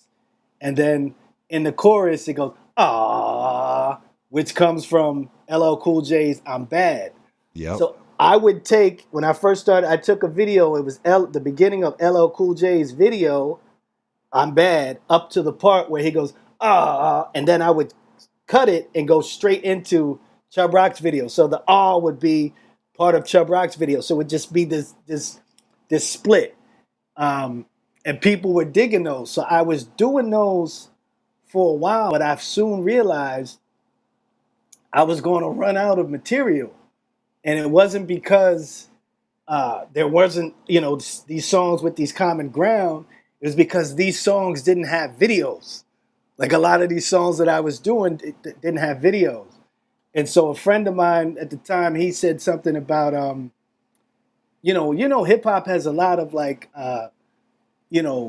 references to pop culture and all this type of stuff. So that started popping in my head. And I said, why don't I make my own videos? Like, why don't I try to figure this out and edit something and try to use pop culture in different things? And so that's where like the culture clips kind of came from. I started to do more and more of that. And when you said like, what was one of the first ones? I think there was a song by Killer Ben on the, I think it's the album's called the Summer of Vince Carter or something like that. But there was a song where he used a piece of Good Times. And it took me all day just try to sync it up because I was trying to sync up the vocals of what they were saying. And then I was just going to put a splash of the album, the album art. Took me all day to try to, I didn't know what I was doing. But when it finally synced up, I was like, oh. So it started, so that was like a breakthrough. And then when I started editing the videos I did early, I used to do everything with the fade. It would just fade into it. And so every transition was a fade for me. And then one time I was doing a transition and there wasn't enough material to fade. Like I didn't have enough time to fade. Okay. And so I just had to cut it. And then when I cut it, I said, oh, because it's like when you're watching television, it cuts. It doesn't blend in. And I was like, so that was an epiphany for me. I'm like, so that changed the way that I did every video after that. No more blend. So anybody does edits, that's something, whether you do it or not, just cut it. Don't blend. Don't fade it. Yeah, I've got a really good friend of mine who helped me and early on, and he would watch because he did videography and also editing, and he would watch and told me, he was like, you want to learn how to edit, you watch TV and you watch movies with the sound off. You hit mute and you just pay attention to like pat, pat, pat, pat, pat, and you don't even realize, but also it lets you know how much and how important the score is, right. and just the audio of it alone. Like, you can see 30 people getting killed and it's not even, it's like it's the suspense of the music and the swell, it's the music that actually is the main thing that's driving your imagination and getting your anxiety up. But yeah, man. So what software did you use first off? I'm going to give you a little hint. And I usually don't say this. If you look at any of those videos that I've ever done, I shouldn't say this, but I will. Did every single last one of them on my phone. Word? No, man, come on now. Like, yeah, I mean, I do a tremendous amount of work on my phone. Well, the only reason I say that because people pay me for it, and they might lower the price. Be like, Nah. he does this on his phone.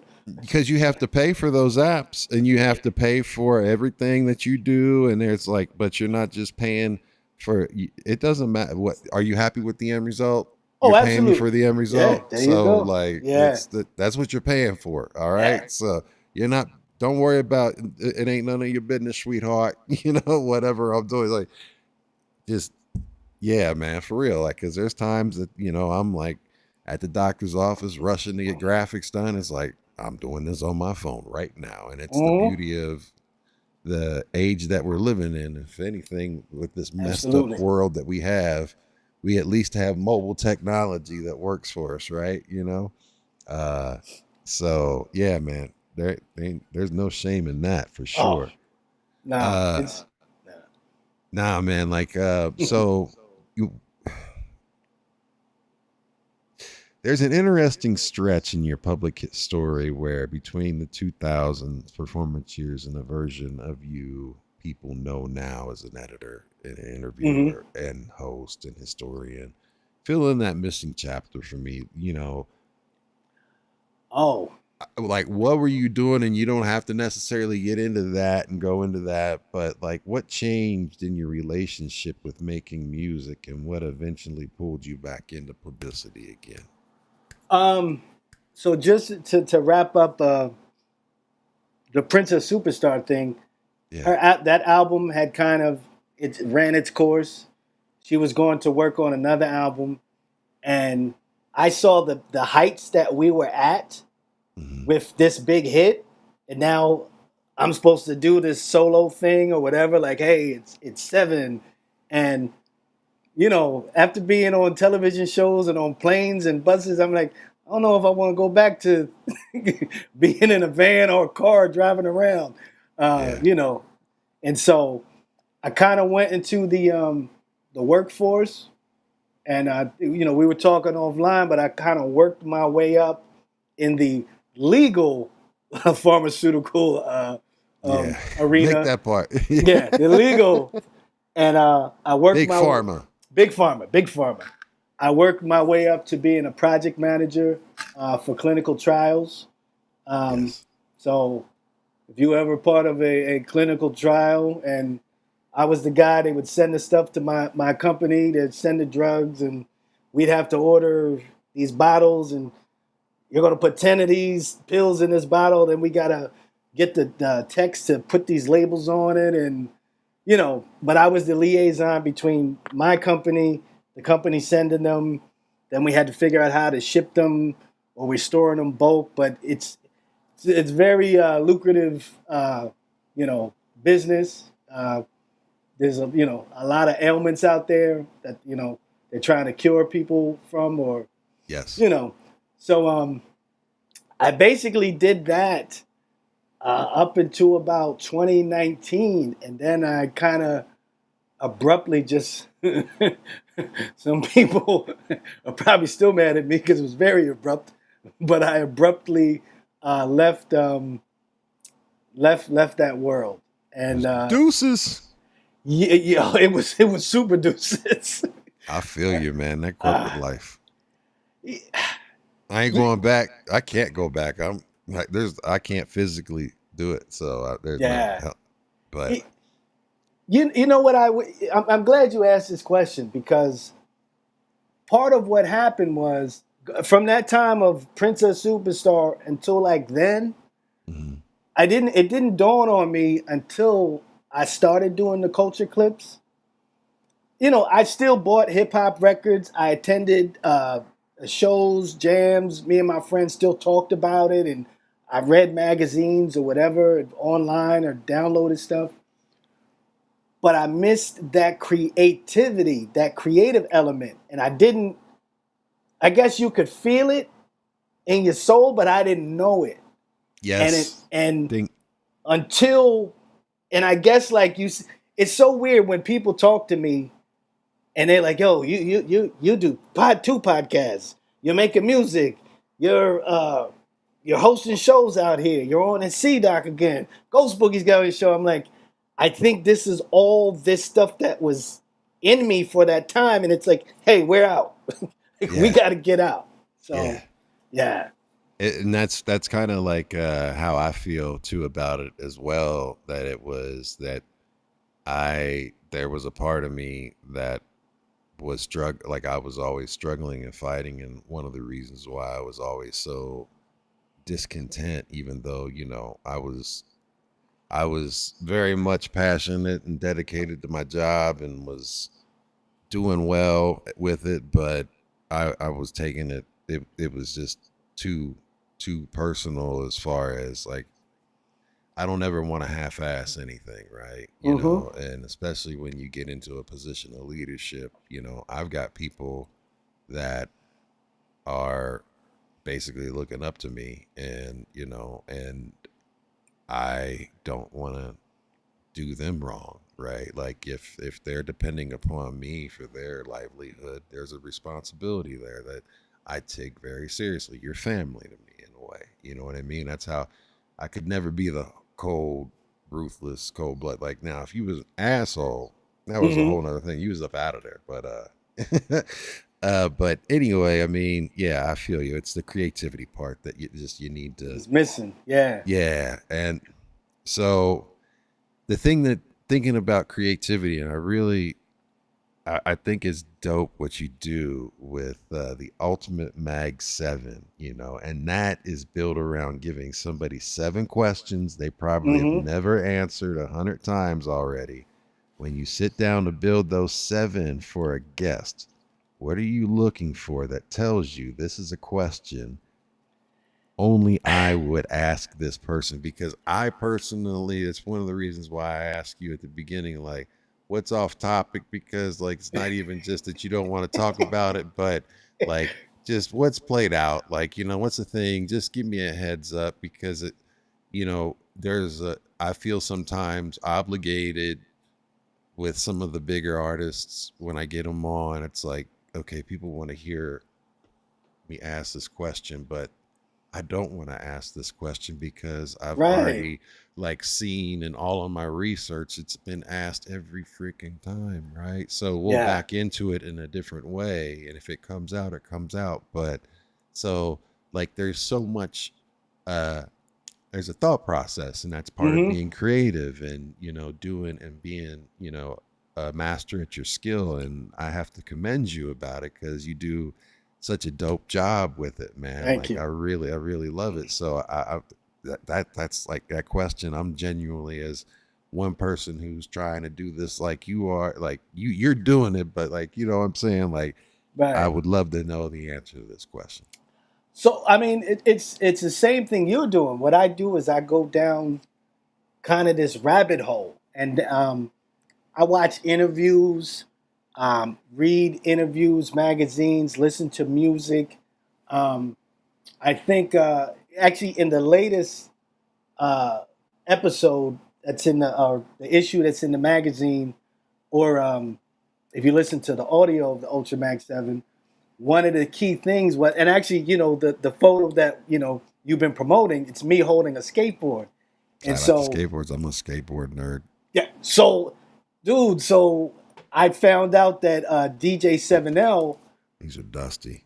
Oh. But I have every single one of these in full size when they came out with those back in the day. I got Darth Vader hanging right next to me. I can't pull them off the wall. Man. So when I found out that the DJ 7L skateboarded, and it was kind of like when I was super, and I'll tell you something that's come full circle in a minute, but when I found that he skateboarded, we went on this long tangent, man, and we're talking about Tommy Guerrero and Nadas Kappas and Ray Barbie and you know, that. Like, you know, Rodney Mullins, Gonzalez, and of course Caballero is my favorite.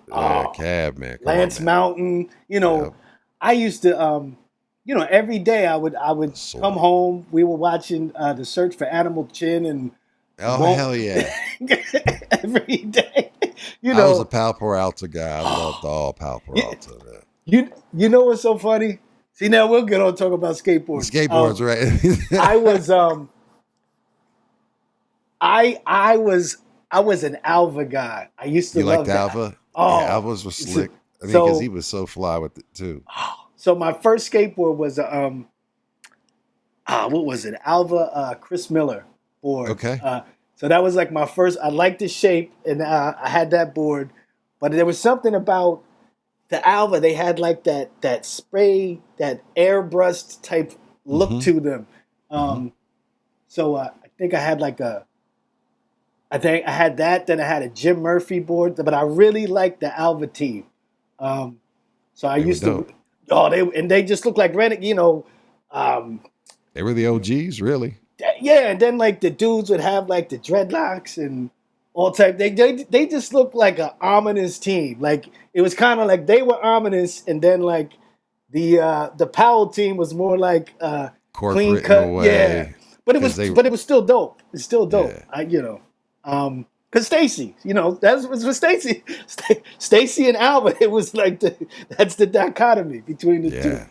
But yeah, so getting back to that, 7L was into skateboarding, and so but I would not learn this if I didn't take this deep dive. And then he and I started having these conversations, and actually, we went up to his record store like last month, and so we continued the conversation about skateboarding. And he pulled out a couple decks and he's showing me this stuff. So, like you, just doing your homework, because it's so funny that you said that about the same question. I was an interview I was watching earlier today, a well-known artist, and somebody had them on their podcast, their show, and they asked them the simplest. I'm like, dude, he's been asked this question 80 million times, and if you just searched, you could go find it. But this person just wanted this question answered on their podcast. Well, why don't you be the one who unearths the one question, that same question that's new, that then people will go and search? So Take it one step further, peel the onion back. right, Right. yeah. Don't be lazy. Like do the work, because the artist will appreciate it. They really appreciate that when you take time and you take care with their work and what they've done. So Yeah. that's where that comes from. That's dope, man. And the one thing I noticed about the ULTRAMAG7 is the randomness still leads somewhere, and how do you balance being unpredictable with, asking something substantial enough that the answer can reveal a side of somebody that, we have not heard before? It's that balance. It's trying to go through all the emotions, kind of. Not all of them, you don't want to go through all of them, but let's keep it a little bit funny. So, let's like, even I think the latest one with Jassoon, because I know he's a New York native, I said, what's more New York, a slice or a knish? And he's like, oh, he never thought of that. And then but I asked him, because I know a lot of people don't know Jassoon used to live in Alaska. And you had a whole clip series on that. Yeah. 'Cause I was watching that. I was like, Yeah. there was, and I'm like, I can't answer this shit. I'm from Cincinnati. I was like, a cheese coney. Yeah. But then I asked him about like, yo, what's up, your man's, when's the last time you talked to Slick from Mississippi? He's almost like, yo, how do you know about Slick from Mississippi? So it's really doing the work, and really trying to, like, even when I asked, yo, here's another one that was crazy. When I talked to 7L, I think I heard him say something about the North Shore Mall. And so I asked him, like, yo, what was your favorite store in the North Shore Mall? He goes and tells me all this stuff. When we went up to Boston a month ago, I went into North Shore Mall. I'm like, oh, this is dope. Like, I went into the spot, and I think I texted before we got to meet him. I had texted him. I'm like, yo, George, I'm at your mall. He's like, yo, what are you doing in my mall? So, it's trying to keep people interested and keep the emotions together. I think the very first issue, I was talking with Mr. Len, and I know he was very good friends with Tame One, rest in peace, New Jersey legend. And, he actually told me this really cool, heartfelt story about Tame. Like, I asked him, like, can you tell me a story about Tame? Because, obviously people in New Jersey, or they should know that, they were friends and knew of each other, but maybe there's somebody in another country or something that didn't know how close, Tame and Tame and Mr. Len were. And so he told this cool story about this battle that they had. And it's just kind of heartwarming. I was so glad that he told that story. So it's really trying to go through these emotions, kind of keep the reader interested or the listener interested, and keep the person I'm talking to interested. So Yeah, that's what it is. that's dope. I mean, because it takes a lot. It does take a lot, but I mean, you have to be interested in talking to people, and journalism is fun. I mean, especially when you get a chance to speak to somebody about their life, and if there's a connection and something that you are passionate about. And it's normally like when you do your research on something, and this is how I tell everybody, like, and if people actually, I think the way that the world has gotten disconnected from one another, because not a lot of people converse like they do and they used to anymore. And that's the problem, and that's the reason why there's so much disconnect, because if you sit down and you talk to people, regardless if you know them or not, if there's someone that's completely different than you, I guarantee you, once you start talking to somebody, you're always going to find something that you have in common. Ground. Yep. And something that you both are very passionate about that connects. And sometimes you might not, but you might at least get an understanding as to, and get a better respect for, okay, now I can understand why that person feels this way. I might not still agree with it, but it's okay to disagree. So people, come on, man, stop the bullshit. We're more powerful together, and we can stop all the bullshit if we were together and united. And exactly. None of it, a lot of this fuck shit wouldn't be going on. Excuse my language, but it's definitely time that we get together as a people and stop the shit that does not fucking matter, that separates us and divides us. Because again, I've died twice. Thankfully, I haven't needed an organ. I got one kidney left. If that other kidney goes out, I'm going to be hollering at all of y'all. And I don't care what you look like, what you do, who you do, whatever, do you, boo. As long as you're not going to make me sicker, I want your kidney, right? Like no one cares about that shit at the end of the day, right? Every time I get surgeries, will you take blood? Yes. I don't even think about oh, I don't want so-and-so's blood. I mean, there was Jefferson's and I think Archie Bunker episodes about that type shit. Yeah. So, I mean, but that in itself, right? But just, it's finding commonality with people and doing this is just always what I find the funnest thing to do, or the coolest thing about it. So are you doing good on time? Yeah. We're good. Okay, cool. I just want to be respectful. Because we talking, and I can get tired. This I love this is my shit. So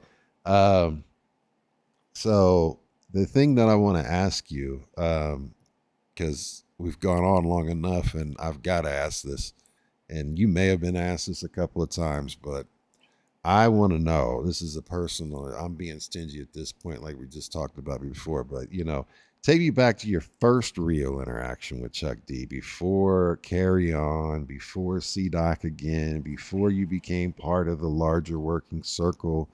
What did the two of you initially connect over, and what happened that turned that first connection into an ongoing relationship built around hip hop history, media, and eventually music? Wow. That's a great question.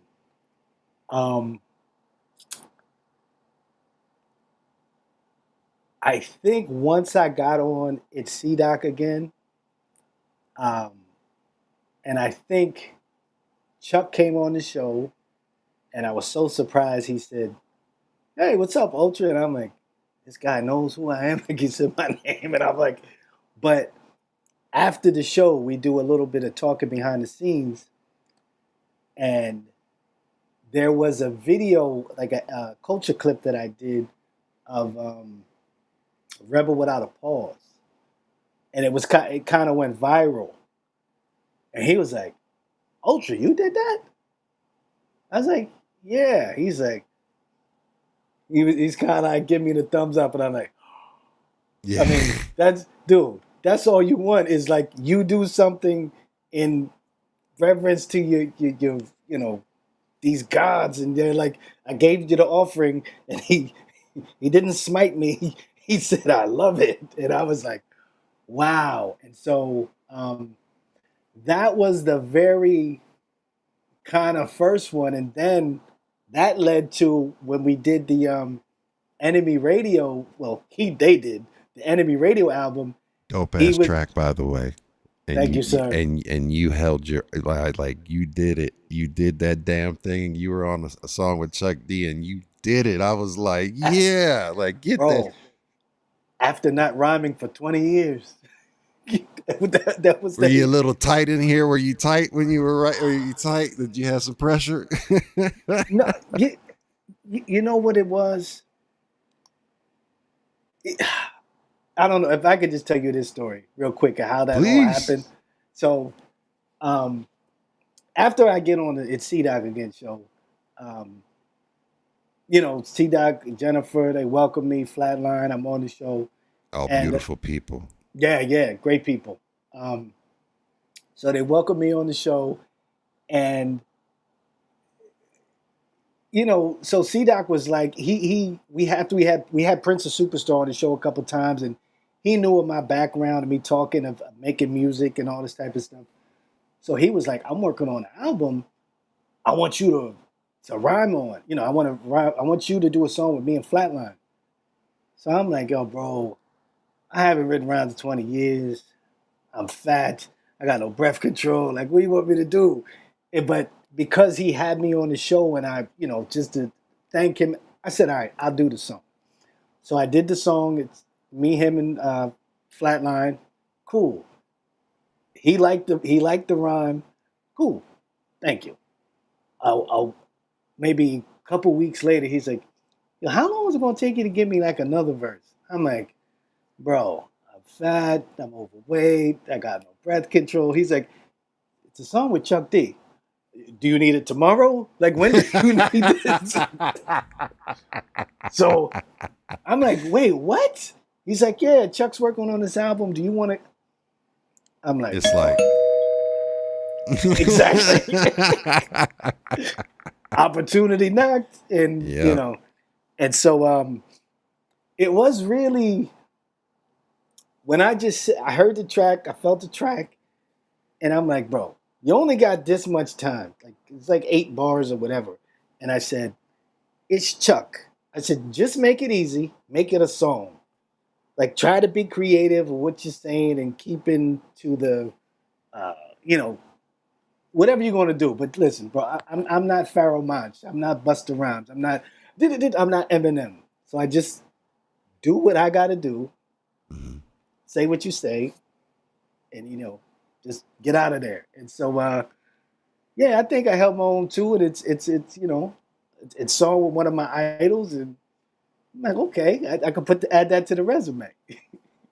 Yeah, so, man.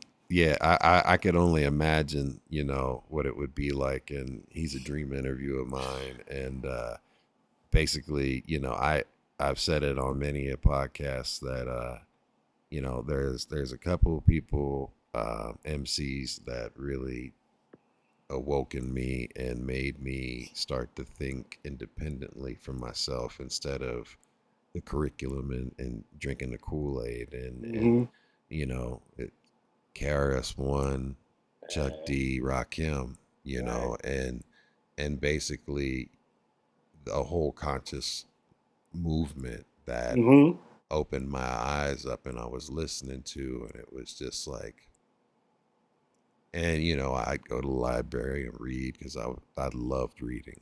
I would read a novel in a night. Like I was one of those people who I would stay up all night and just read.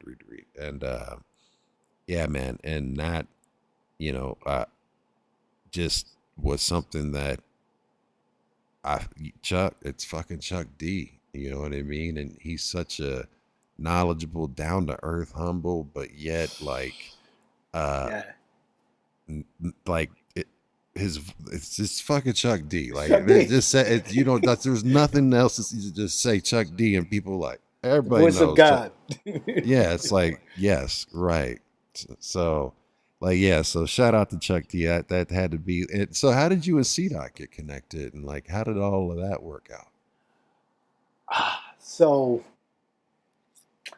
CDOT came up on my radar early on. He used to do these promos with his children. So he'd be like, this is going to be the interview this week. So it'd be him and his son Rocco, or him and his son Davey.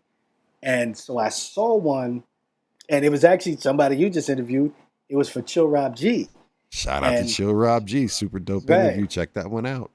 Yeah. So I'm a big Chill Rob G fan. So I was like, ooh, I gotta check this out. And so that next Tuesday came and went because I forgot about the show. And so I was like, all right, man, I gotta check it out next week.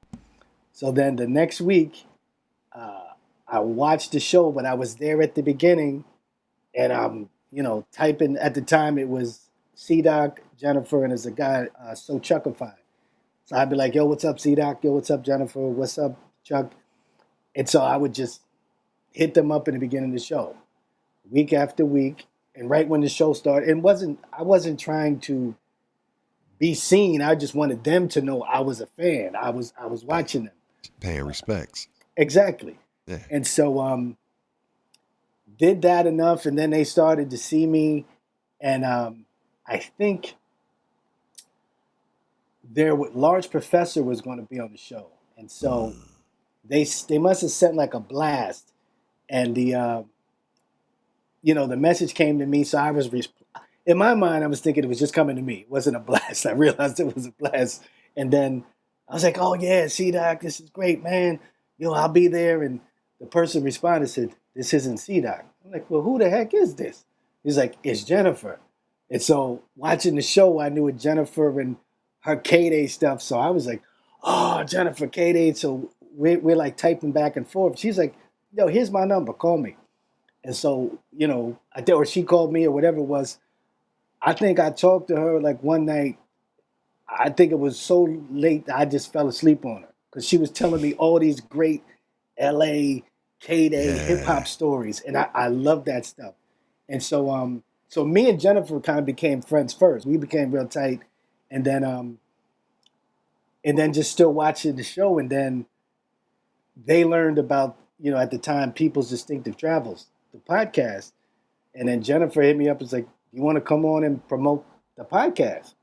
I said, sure. So me and my partner Fresh, we went on there, promoted the podcast. And then the week after that, they were like, do you want to come back? Because it's going to be our year-end episode.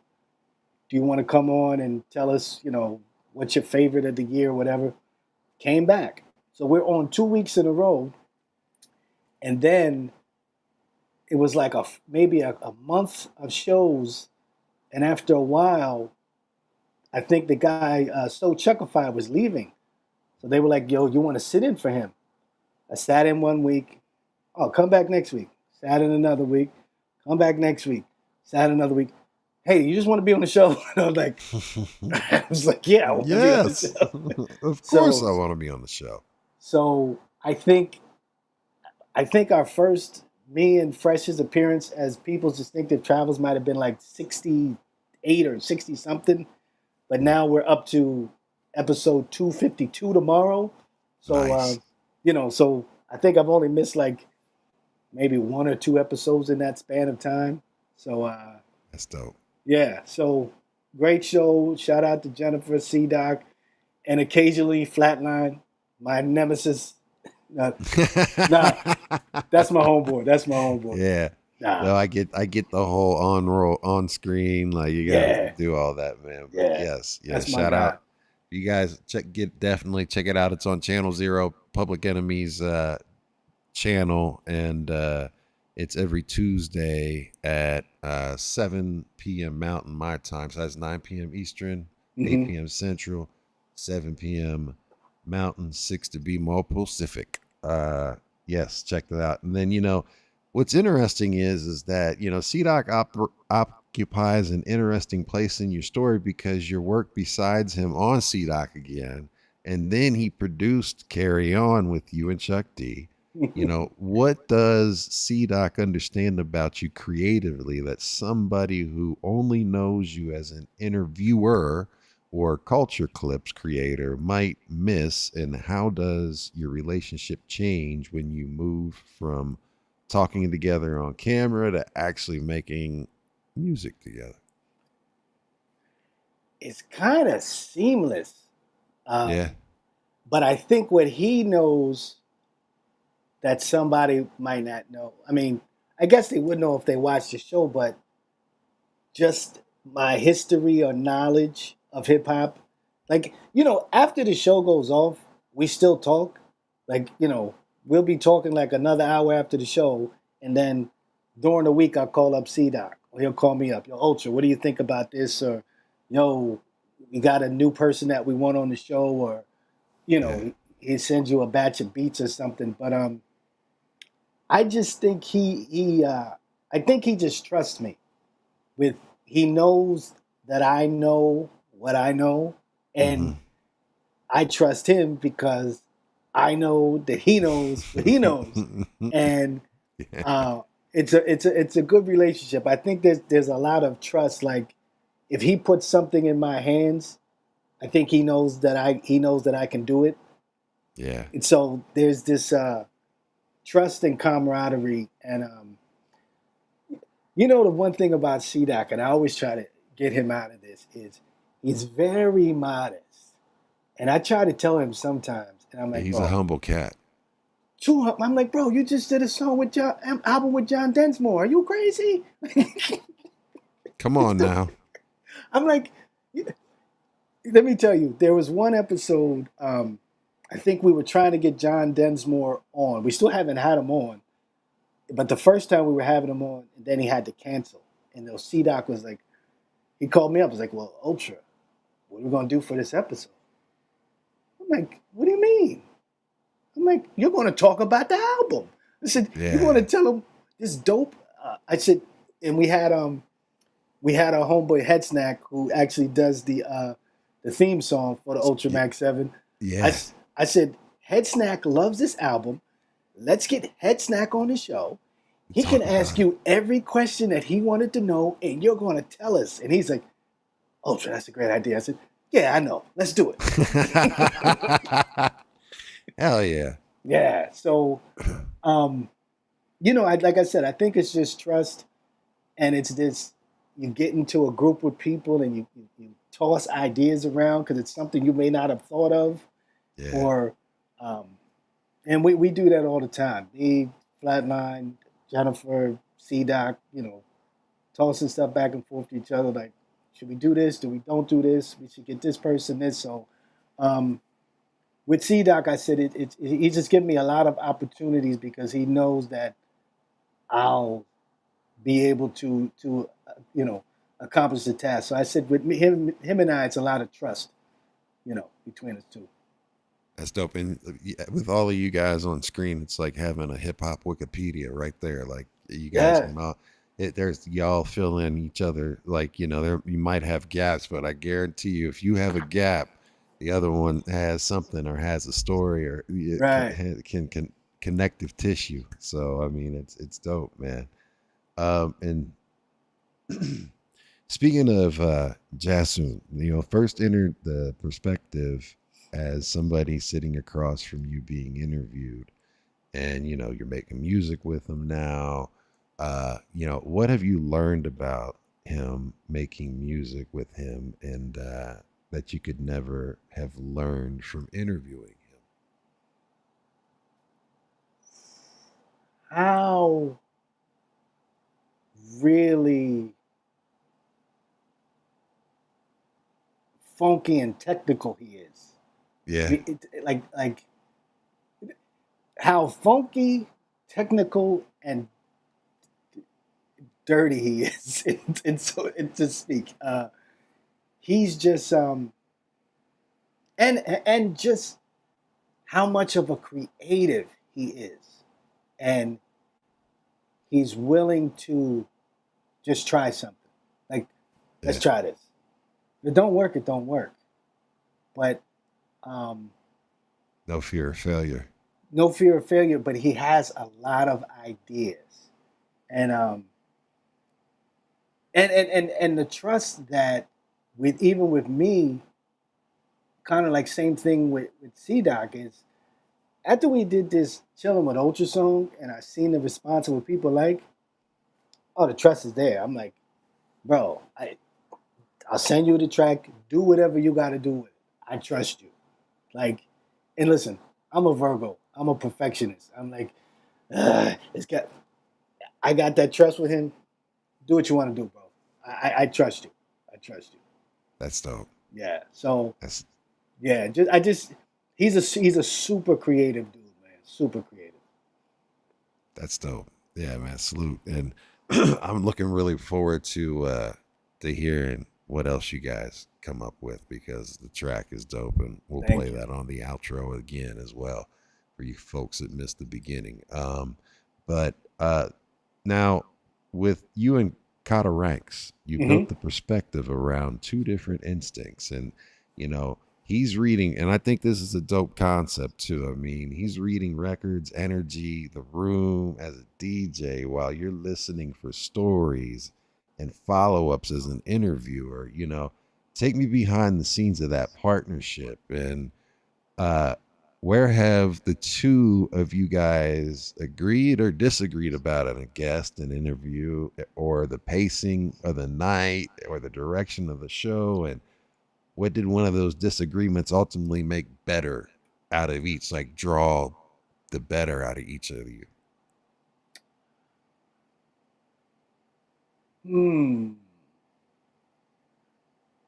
So ultimately, I'll say the idea for this, the perspective, Rank's idea. He approached me, and this was, I was going into the city in Philly, see DJ Soulbuck DJ, and Ranks was there.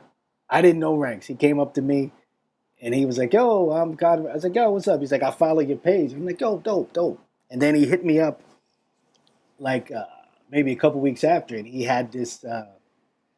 He was able to get the spot in Philly at the Khyber Pass, and shout out to Jay the Audiophile who got us the day there for that.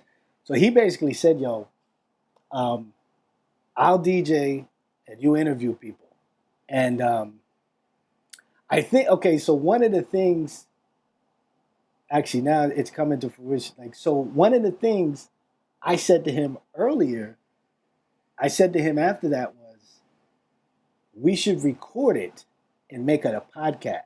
And I think at first he was like, I think he was kind of like, I said, here's the reasoning behind it.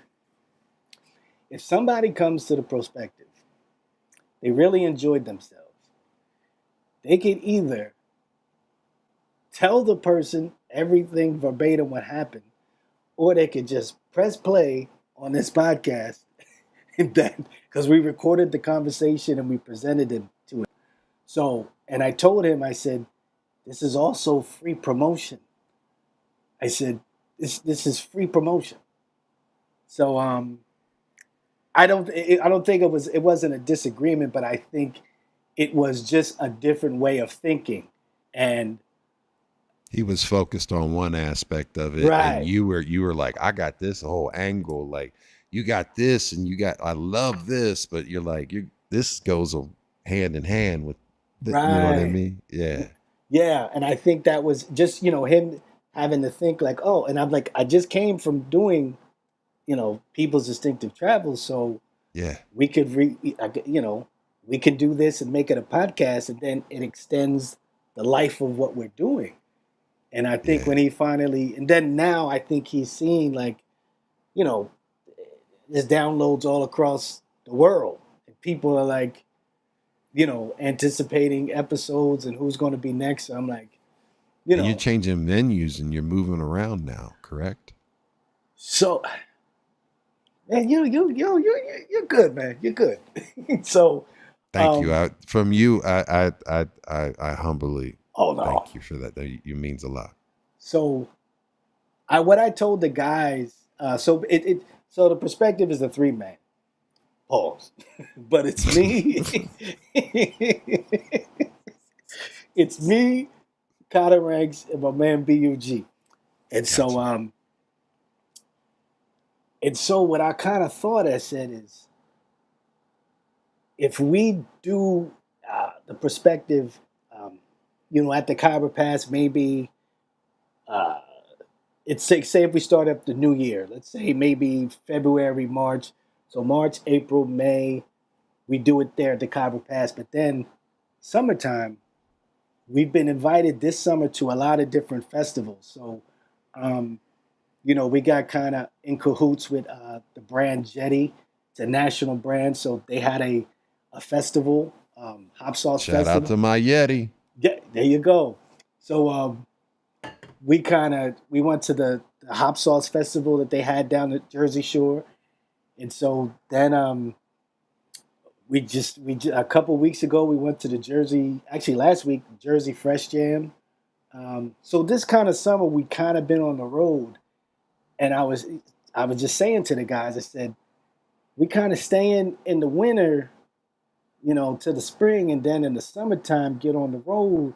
Then we come back fall to the winter. I said, next year, we can just kind of keep this cycle going.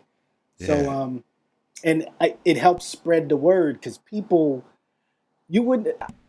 there were so many people that have seen us out at these different festivals, because, we have a tent, it has the logo and everything, and people are like, what are you guys doing? What's this? You got a podcast? Where's it at? Where can I do it?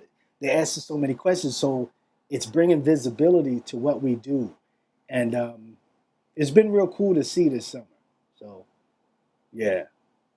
That's dope, man. Dope. And congrats about picking up and doing shows with, sponsors and everything. Because, a lot of people these days, everybody wants to have a podcast, and it's a big thing. And, shout out to all the streaming technology. And, I'm an aspiring podcaster as well. And it's one of those things, like, to be able to get in the position that you're in now, right? From think about before the pandemic, right? Or as the pandemic hit, honestly, if you took a reflection back, like, did you see yourself here?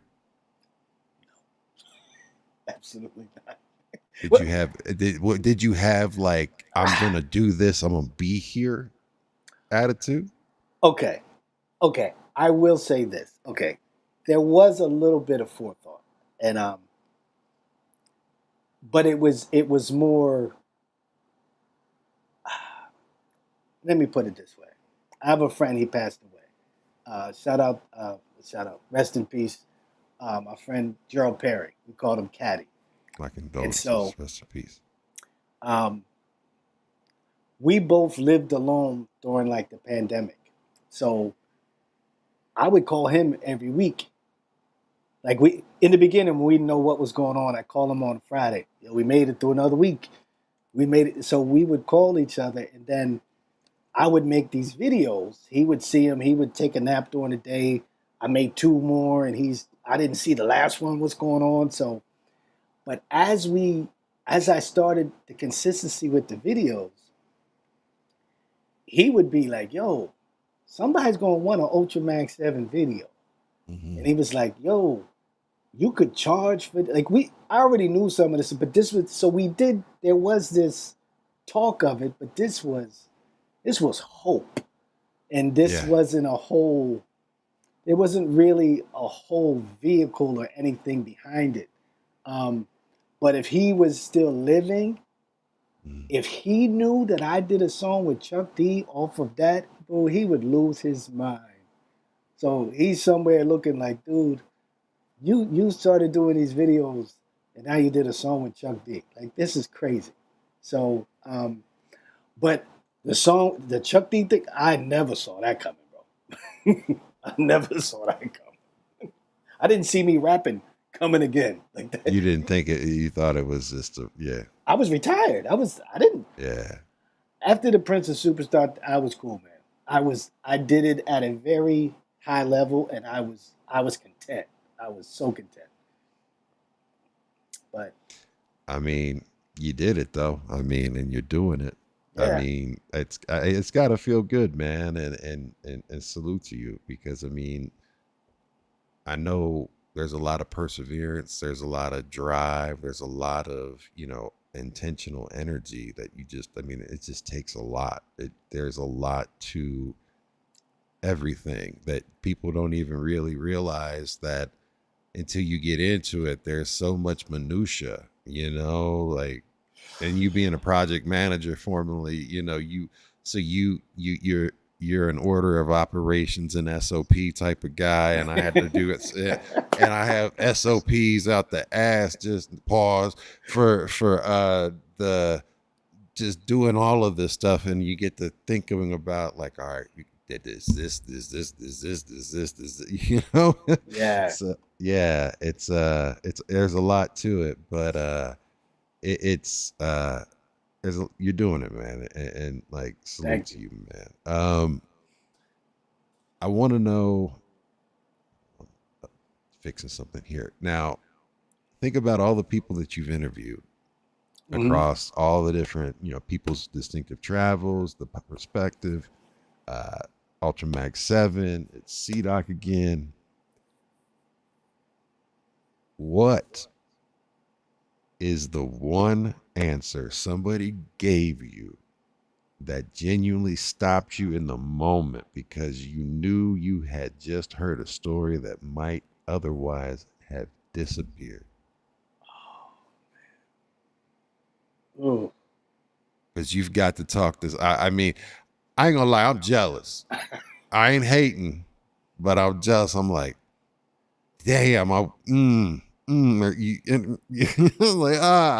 so, and I'm like, I'm gonna get there. I have that drive. I'm like, I'm gonna get there. So, but you got to tell me, man. okay. And you had him on your show. So our first guest on People's Distinctive Travels was Sugar Bear. Shout out to Sugar Bear. We're gonna have Sugar Bear come back. He's coming back. We're working on a date to get that straight, man. I can't wait, because that was like story. I'm like, woo! I was like, this is all fire right here, man. Like, let him go. So I still had the cassette. Actually, it's so weird. And I think we're kind of, like, I don't big us up, but me and Overlord of Fresh are very integral to Sugar Bear's story. Okay. Because I would do these videos, and this will lead up to what I'm saying, but I would do these videos, the culture clips that I do, I did a couple Sugar Bear songs. And so he wanted to know who did them. Like, he would send me messages, thank you, whatever. One time I was in my cousin's backyard in the summer. Like, we were just hanging out, and I went live on Instagram just to, we're chilling. Sugar Bear popped in. He was like, I just wanted to meet who the person was that made the videos.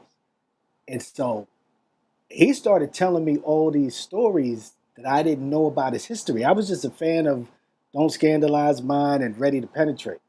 And then after that, there might have been one more song. It was like kind of it was a rap until the demos came out. So he was our very first. We tried to set up the episode, and it was so good that we had a 2-parter. So we made that, that podcast a 2-parter. But getting to the answer of your question was, I didn't know his whole history with Public Enemy and with that he was the first Flavor Flav that he said on the show. I was like, right. Matter of fact, the one that got me was that he was in a group. It was supposed to be him. I don't know if you heard this one. The group was supposed to be him, Smooth B, and Bobby Brown.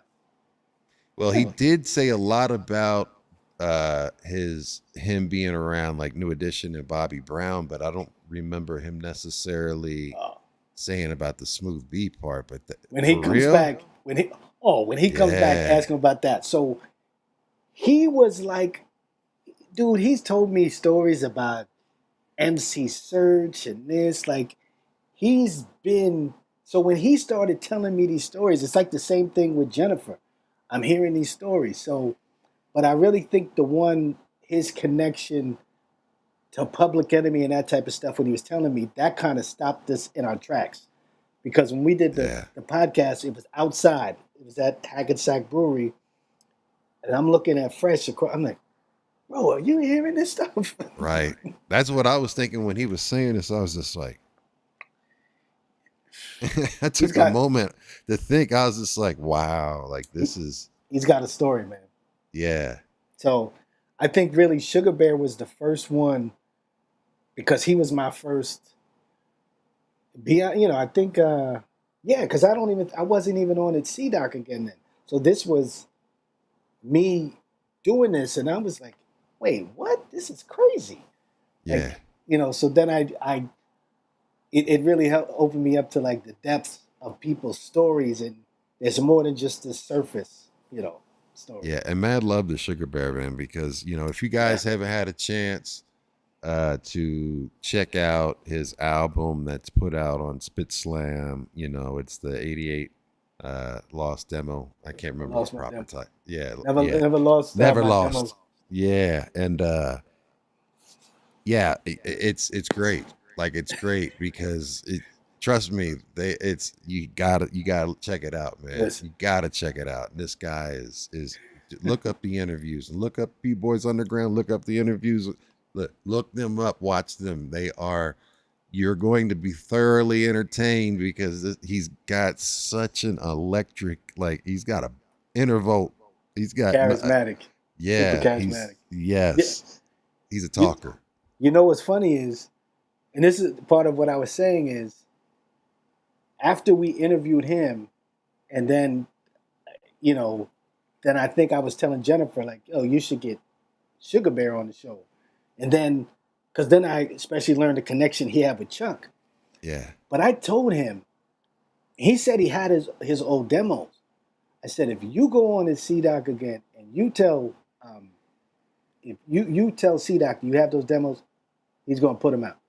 He's worried about his background and I got my lighting. I said, bro, the heck with all that.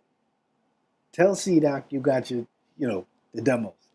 My lighting. And he gets on the show and she's like, Sugar Bear, tell him what you got. He's like, yeah, I still got these demos. CDOC. Well, we're going to put them out. And he's like, so to see that come full circle. Yeah. And I don't want to just, spoil whatever, but he's gotten booked for shows. I don't know if he told you that, but he doesn't have many songs like before that. So to see this happen for him, I love it. But he had such a humongous following over in London as well. Huge. I've got a friend that's over there, and shout out to Danny Chaz, and he, when I told him, I was like, I got Sugar Bear coming on, and he was like, "Oh, fuck." Like, you know what I mean?" Because he was like huge. It's like So huge. Yeah, it's really dope. He's a great cat. Good dude. think about all the people that you've interviewed across those, and I want to know. Give me one person you've crossed paths with whose importance to hip hop is still not understood correctly, and tell me something you personally witnessed that explains why they deserve more credit outside of Sugar Bear, because we already covered that one. Yeah.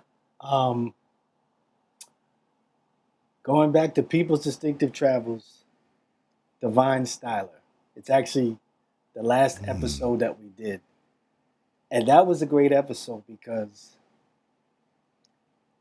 it was kind of my partner Fresh's holy grail. Okay. And I knew how special this was to him to be talking to Divine Styler. And I kind of even took a step back. I let him kind of handle a lot of it, even though I had a million Divine Styler questions. But I was such in it was me being happy that he finally got to talk to his like idol. My idol too, but I really knew how much that meant to him. So it was really fun to see that. But talking with Divine Styler,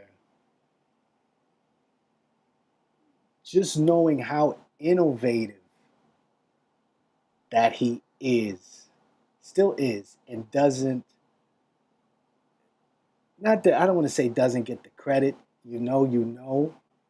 but going back to like Word Power, the first album. Word Power, I mean, like Rhyme Syndicate, man. He was down with Ice-T at the very beginning and stuff. And I think it was, I want to say it was Black Medine, or I can't remember. I was just interviewing somebody from the Spit Slam roster, and they were talking about how important Divine Styler was to their career and their development, and how much they meant. Might have been CM. It might have been CM. That's exactly probably. Yeah. Yeah. So it was just to know the stuff that he's kind of innovative, created. And on De La Soul is Dead. I mean, come on, man. Oh, dude, I got to ask him about that. Did you? I said to him, I said, yo, that is the most dusted out, like this, the Vion. I said, how did that come about? And, and that's part of the story I didn't know, is that he was actually from New York. He was from Queens. And he was going, he got shipped out to California. So it kind of put all this stuff in perspective. I was like, I thought he was just over in Cali, just on some ahead of everybody, but he was from New York. Gotcha. And he took that with him. And like even Cockney O'Dyer, he's from New York. So I'm like, I thought you guys were just some West Coast dudes that just knew the hippest stuff. Right. But just knowing him and the things that he's created and how creative, like my favorite Divine Styler album is Death Mask. And, when I was talking 2014. Right. So when I got to tell him that it just sounded like a anime on wax, like hip hop, and he was like, "Yeah, that's kind of what it." Just where that he was we could trying to go, yeah, right. And him kind of telling us that he was kind of the first one putting like sci-fi samples in the music, going back to, this far back, and so just I think Divine Styler, that was one of the, actually, because it's our last episode. Hopefully, so 2020. Like, yeah, maybe ended not. Because it ended because of other reasons, but I think Fresh kind of misses it. I kind of miss, doing it. It was never a falling out. Yeah. He had some things to do. Life. Yeah, the circumstances, and I think we've kind of hinted it at kind of doing it again. And I really quarterly, monthly, something not as, you know what I mean, not as hardcore of a schedule, but you know, do it when it works. Yeah, that was part of the problem. We weren't. But anyway, yeah. But I miss him and doing it. The conversations we have, and actually, he's a great writer, great voice, and I told him, yo, you should start writing for Chuck's magazine, Rap Central Station. So he's been submitting articles, and so I'm real happy to see that. Like, that's and dope. I know he's happy about that too. He's like, yeah, we used to read these magazines as kids. And Rap Central Station is such an amazing. I can't wait to get my subscription. Because I want that album. I want that album. I know. Look at that one. That's the new one. That's the new one. Actually, this is the second one. Oh, that's the second one. Okay, yeah. This is the second. Actually, the episode issue 4 will be out soon, like next month, September 11th in the UK. But if you have the subscription, it should get to you early. I gotta get number 3's vinyl, man. Like I gotta have that, man. Like it's like, it's like, so look, check it out, man. Rap Central Station, even the size of it is like a actual LP, and then there's an option if you get the subscription, starting with volume number 3, you're getting a piece of vinyl that's got a compilation of not just throwaway songs. These are actual, really look at that. Look at it's a gorgeous magazine too. It's done well. Look at that. Man. I got a whole spread in this one. I love it. That's dope. I got 2 pages. Yeah, man. That's awesome. Yeah. Salute. So I mean that's gotta be it. So like now I always ask one last final reflective question. Because I don't want to take up any more of your time and be greedy. Because I'm greedy and I would talk to you all damn night, but you're probably like, I could go to bed, fool, because I'm 2 hours behind you. So when you connect with the young artists, you know, and that was the person who was getting on the stages, you know, and to the man that's now making records, interviewing people, creating culture clips, and deliberately preserving pieces of hip-hop history. What do you understand today about your purpose in this culture that you could not have understood back then? And when all of this work is looked back on years from now, what part of Aaron Phillips do you hope survives alongside the name of ULTRAMAG7? Wow. I would never say it, but Chuck D said it. So I know it. Let it be known. He called me a hip hop historian, and I would never say that about myself. I don't even know if I believe it, but you are, bro. Thank you. But I think part of what it is, and here's the other thing. I don't have any children that I know of, but I'm probably not going to have any. This is my legacy that I'm leaving when I'm gone. So whether it's the music, it's interviews, it's videos, who knows if any, what's going to survive. And that's part of the reason of having tangible product is that that's what's going to last. If they kill the computers, maybe we still got vinyl. We still got when the grid goes down.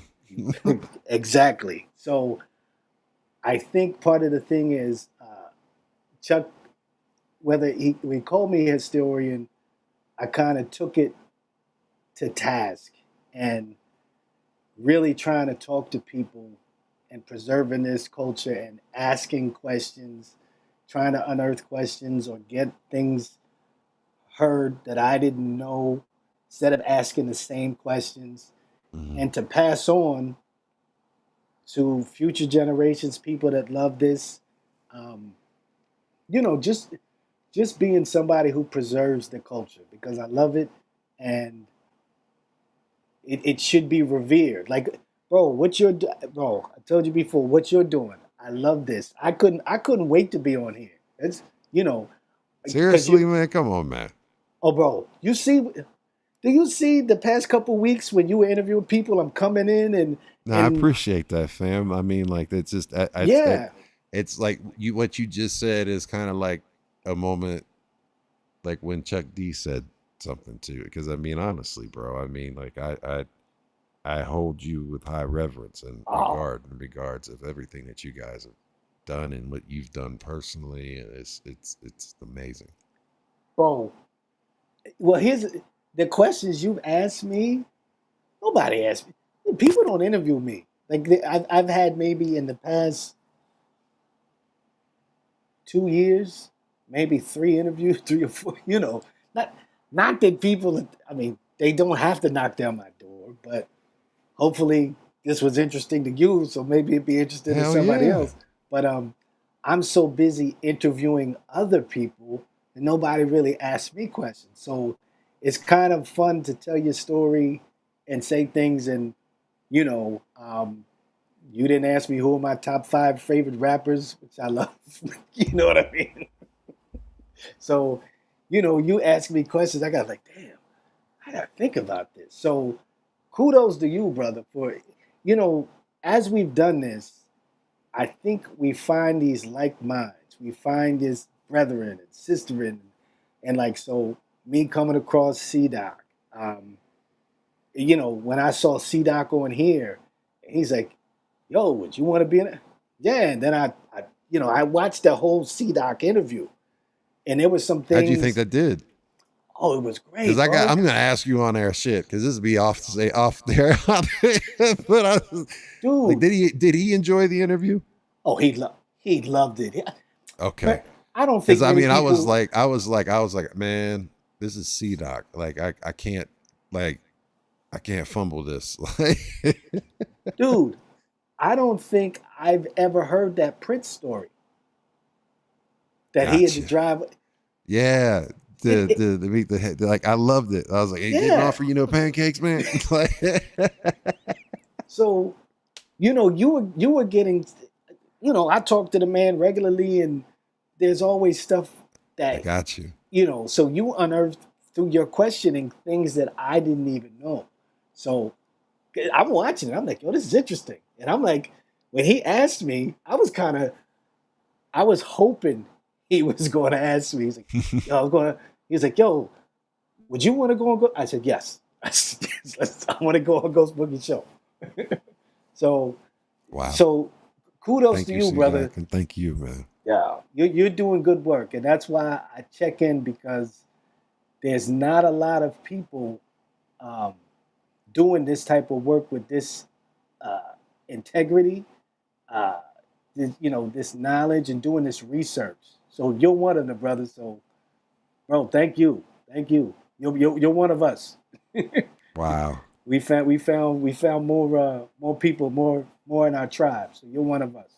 Wow, yeah. Man, thank you. I appreciate that, because the one thing is that I'll tell you and I'm gonna be vulnerable and say fuck it, and let everybody know. One of the things that when I first started doing this in this format and wanting to bring this show back, of course, was the whole thing you hear about culture vultures, right?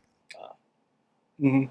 And that being such a thing, like, I know where my heart is. I mean, I know my story. I know how I grew up. I know what music meant to me and how much I was involved in it and what I did. And that is what it is. But, it's very easy for the internet trolls to get out there. Anybody with a keyboard and stuff like that, just like, da-da-da-da-da-da-da-da. And at one point, I just said, fuck it. Yeah. Because it was the same thing that my mentor taught me when, I was like looking at a club. I'm the only white guy, and at that time I'm a minor, and I'm playing to 2,000 to 4,000 people and playing something that is old school funk and R&B, right? Mm-hmm. And they're gonna be like, and of course, like, what do you know about that, right? So, and he was like, tear these motherfuckers up. And like I had to get into my like fighting mode, and I was like, you know what? Yeah, that's right. I'm gonna show my ass. Like, pause, whatever. But I'm gonna show you. One of my favorite things with is Bernie Mac. I ain't scared of you motherfuckers. Pick it. You know what I mean? Like that's kind of like in my mind back when it's like, I ain't scared of you motherfuckers. But I mean, at the end of the day, it's still, I take this with such high regard. I mean, this is a privilege, and it's also important because growing up in the time that you and I grew up in, and when it first came out and it was going to be a fad, and then, you know, also it was counterculture, and it was, you know, we were creating our own lane, and I did have to fight and prove myself wherever I went because I got looked at because I was different, you know. And whenever you go somewhere and you're different than the majority, you're an easy target, and you've got to prove even harder. You got to represent harder and whatever, right? And there's people, hey, I'm just gonna do my work, keep my head down, and the best I can do is the best that I can do, right? And you'll never know unless you try. So what I'm trying to teach my children through all of this, through all of the health and this being absolutely something that has 100%. If it wasn't for my wife and kids, I would not be here, period. Paul, like, done. Like, I would have been out of here, right? Starting with my wife first, which is Wednesday is our 20th anniversary. And 20 years of her holding me up. I would never be here because behind every fucking man, there's a strong ass woman that's putting up with all of my shit. So, and I love her, and I'm so appreciative of her, and I appreciate my kids and them for allowing me this time, and allowing me, because I had a former podcast with a group like Canasitas in the house, and there's a lot of folks that were in the house because we created a podcast called The Usual Suspects, and it turned into You Might Know Us. And then, you know, times, people, schedules, things, just, you know, and it went away. And then we lost the channel. YouTube took and stripped all of the, I actually went through multiple, even in person, things where they took the channel away and deleted all of the content, and I couldn't get it back. Now I have archival footage, but someone, because of it using The Usual Suspects, and we had the sesh, because it was a sesh, we drank, we smoked, we cussed, we talked. It was an all the way raw show. Like, we were wild, and you know, and we leaned into it hard. And but yeah, that kind of helped me have the guts and the thing to like, all right, I'm gonna do this, right? And I mean, I've streamed over 10,000 hours now. Like, I know, like, I've got my 10,000 hours plus in, and I'm still a student and still trying to perfect this. And AZ Bradley is one of the usual suspects from back in the day too. And we got from JKAK 182 from the 49th. Shout out to the 49th. Ivy G, one of us. Too. He bought the record. Yeah. So, like, you know, to hear that come from you, it means a tremendous amount, man. And I can't say how much I do appreciate that, because, you know, I'm doing my best, and this is what I want to do, right? Like, I'm gonna push this thing forward as far as and as much as I can, and do as much as I can, and hope I find a space and a place where I get in where I fit in, like Too Short. But man, this has been an absolute privilege and honor, and you are always welcome back again and again and again and again and again. And Don't say that. As soon as you got it, listen, like you can be on the screen every damn time I do it. I don't like say less, like, but not, honestly, like, no, seriously, this, I've been following you for a while, like, cause I would see your stuff pop up, and it was crazy because when I didn't put 2 and 2 together until I put 2 and 2 together. And I was like, hold up, wait a minute. That's like, I was like, oh, holy shit. Like, oh, wow. Like, yeah, but no, like, I was like, that dude.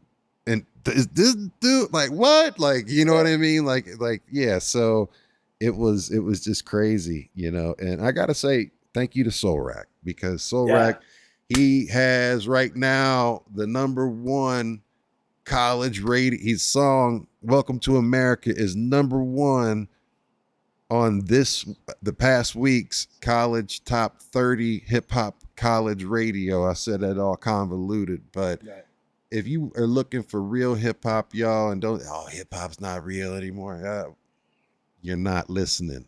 You're just listening to the radio. It's not mumble rap. And even, listen, the youth have their own music, and they are allowed to have their own music, their own expression, their own culture, and their own thing. Hip hop is not just hip hop. There are multiple genres of hip hop, and that's just like there's multiple genres of every other major music.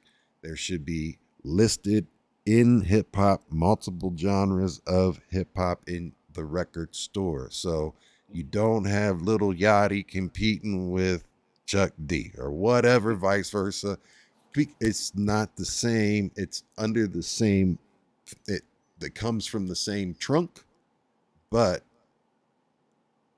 they're different branches, and that's okay. And it's good. Like, the youth I think there needs to be more programs, and I'm excited that, you know, with technology, that it's even so much more accessible, where we didn't have to pool our money together, because our record, the first place that I produced at, it cost $25 an hour, and, like, you know, we were like chipping in, like, all right, we would try to book 4 hours, you know, and who's got 25, who's got 25, who's got what are we putting together? If we got 5 people, okay, each got 20, you know, whatever it is, right?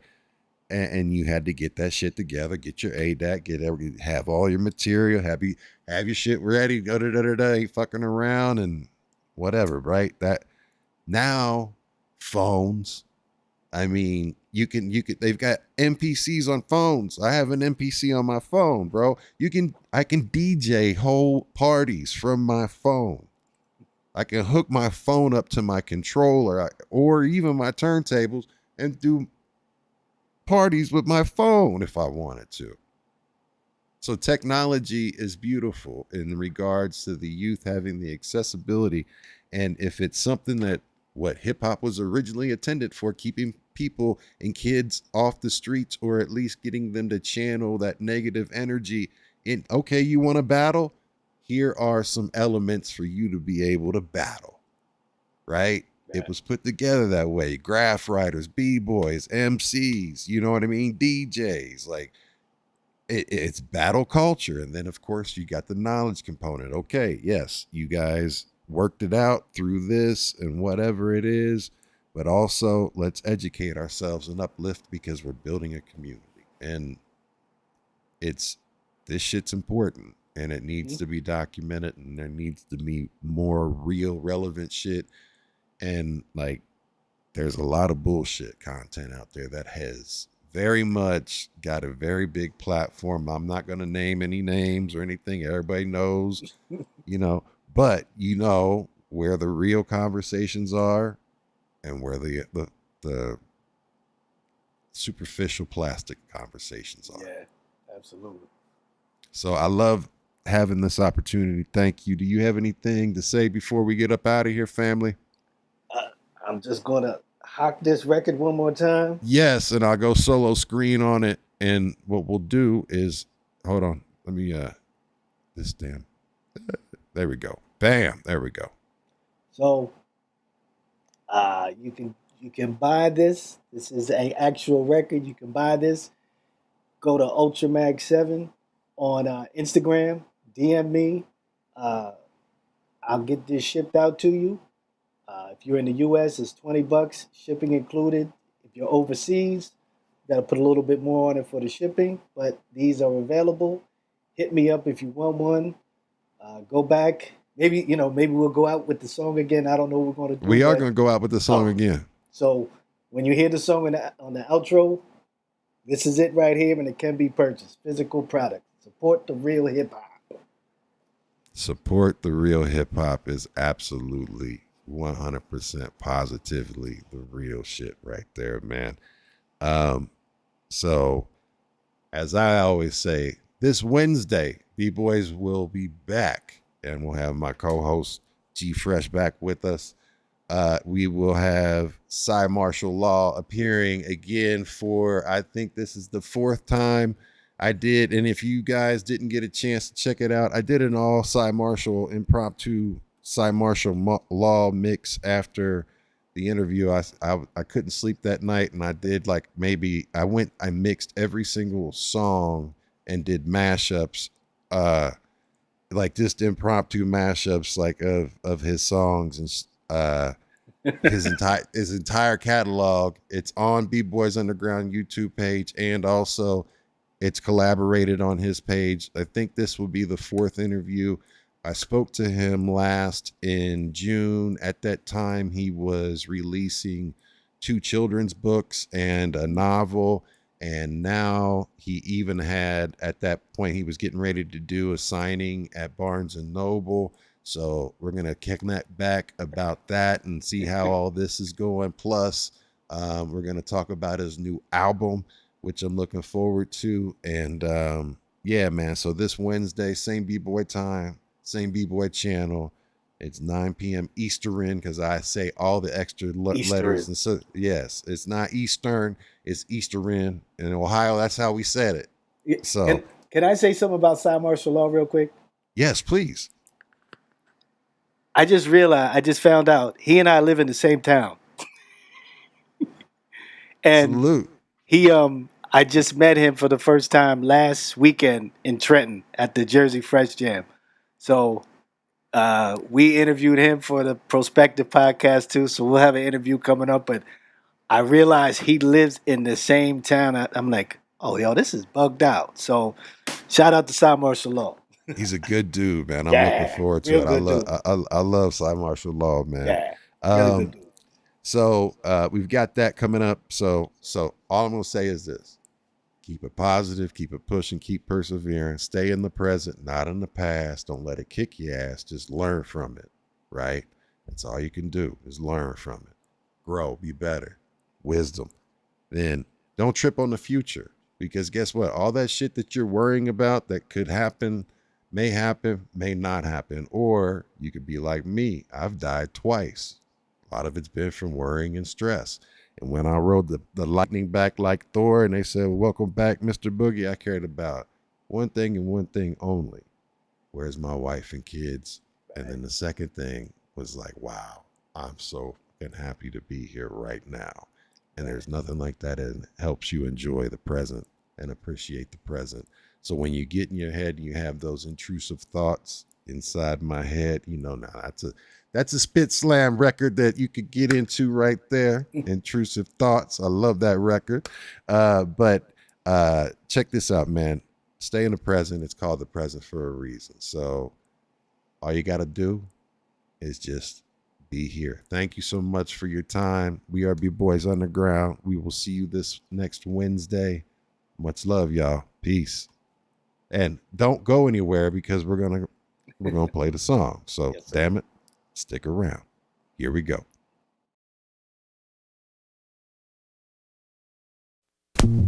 Yeah, I can chill out, you cool. I ain't gonna be back. I came up, I ain't gonna be back to the flea market till like at least March. I'll give you till April, alright? Yeah. Check it out. Yeah, I've been around town like rocket bands, making making a whole lot of noise like pots and pans. It ain't no thing if I lose or when I win, cause I did it all before and I can do it again. Chillin' with Ultra, Kotta Ranks and so what? My shit really sound kinda dirty, but so what? Don't step up and even waste my time. It don't take much for me to make the rhyme. Taxing rappers like 10% though. Throw your cassette right out the window. Brothers talk shit, but that ain't my style. I don't give a fuck about the gold in your grill. I walk tall and don't show no pain, cause nothing don't grow without a walk in the rain. Give me a break, come on, that shit is insane. Give me a break, come on, that shit is insane. Jazz, tap dance, ultra flash dance. It's Illidale, go to hell, nigga, you ass pants. At my beck and call, saying yes and y'all. Singing anything to a broad to get the draws. Kick the ball, anything you want. God made me funky, Frankie spark the blunt. And I might smoke, you know what the hay. Zone out or watch reruns of Richard Bay. See right there, yo, I made that soon laugh. Right now I'm part of the thick craze tune staff. Professor Paul, prophets pile, people's balls. Looking positive plastic, place the Wrong conquer, man. too much heat. Now that ain't too much beat. Yeah, girl, I'm a freak, but that's just too much feet. Stick with the heels, you know the Jennifer Beals. Go back to ball one and then you see how I feel. Ultra. Fucking time you answer the phone. Say it loud. Come on. Yeah. Say it soft. Yeah. Say it fast. What? Yeah. Come on. Say it low. Your man as a whole. Yeah.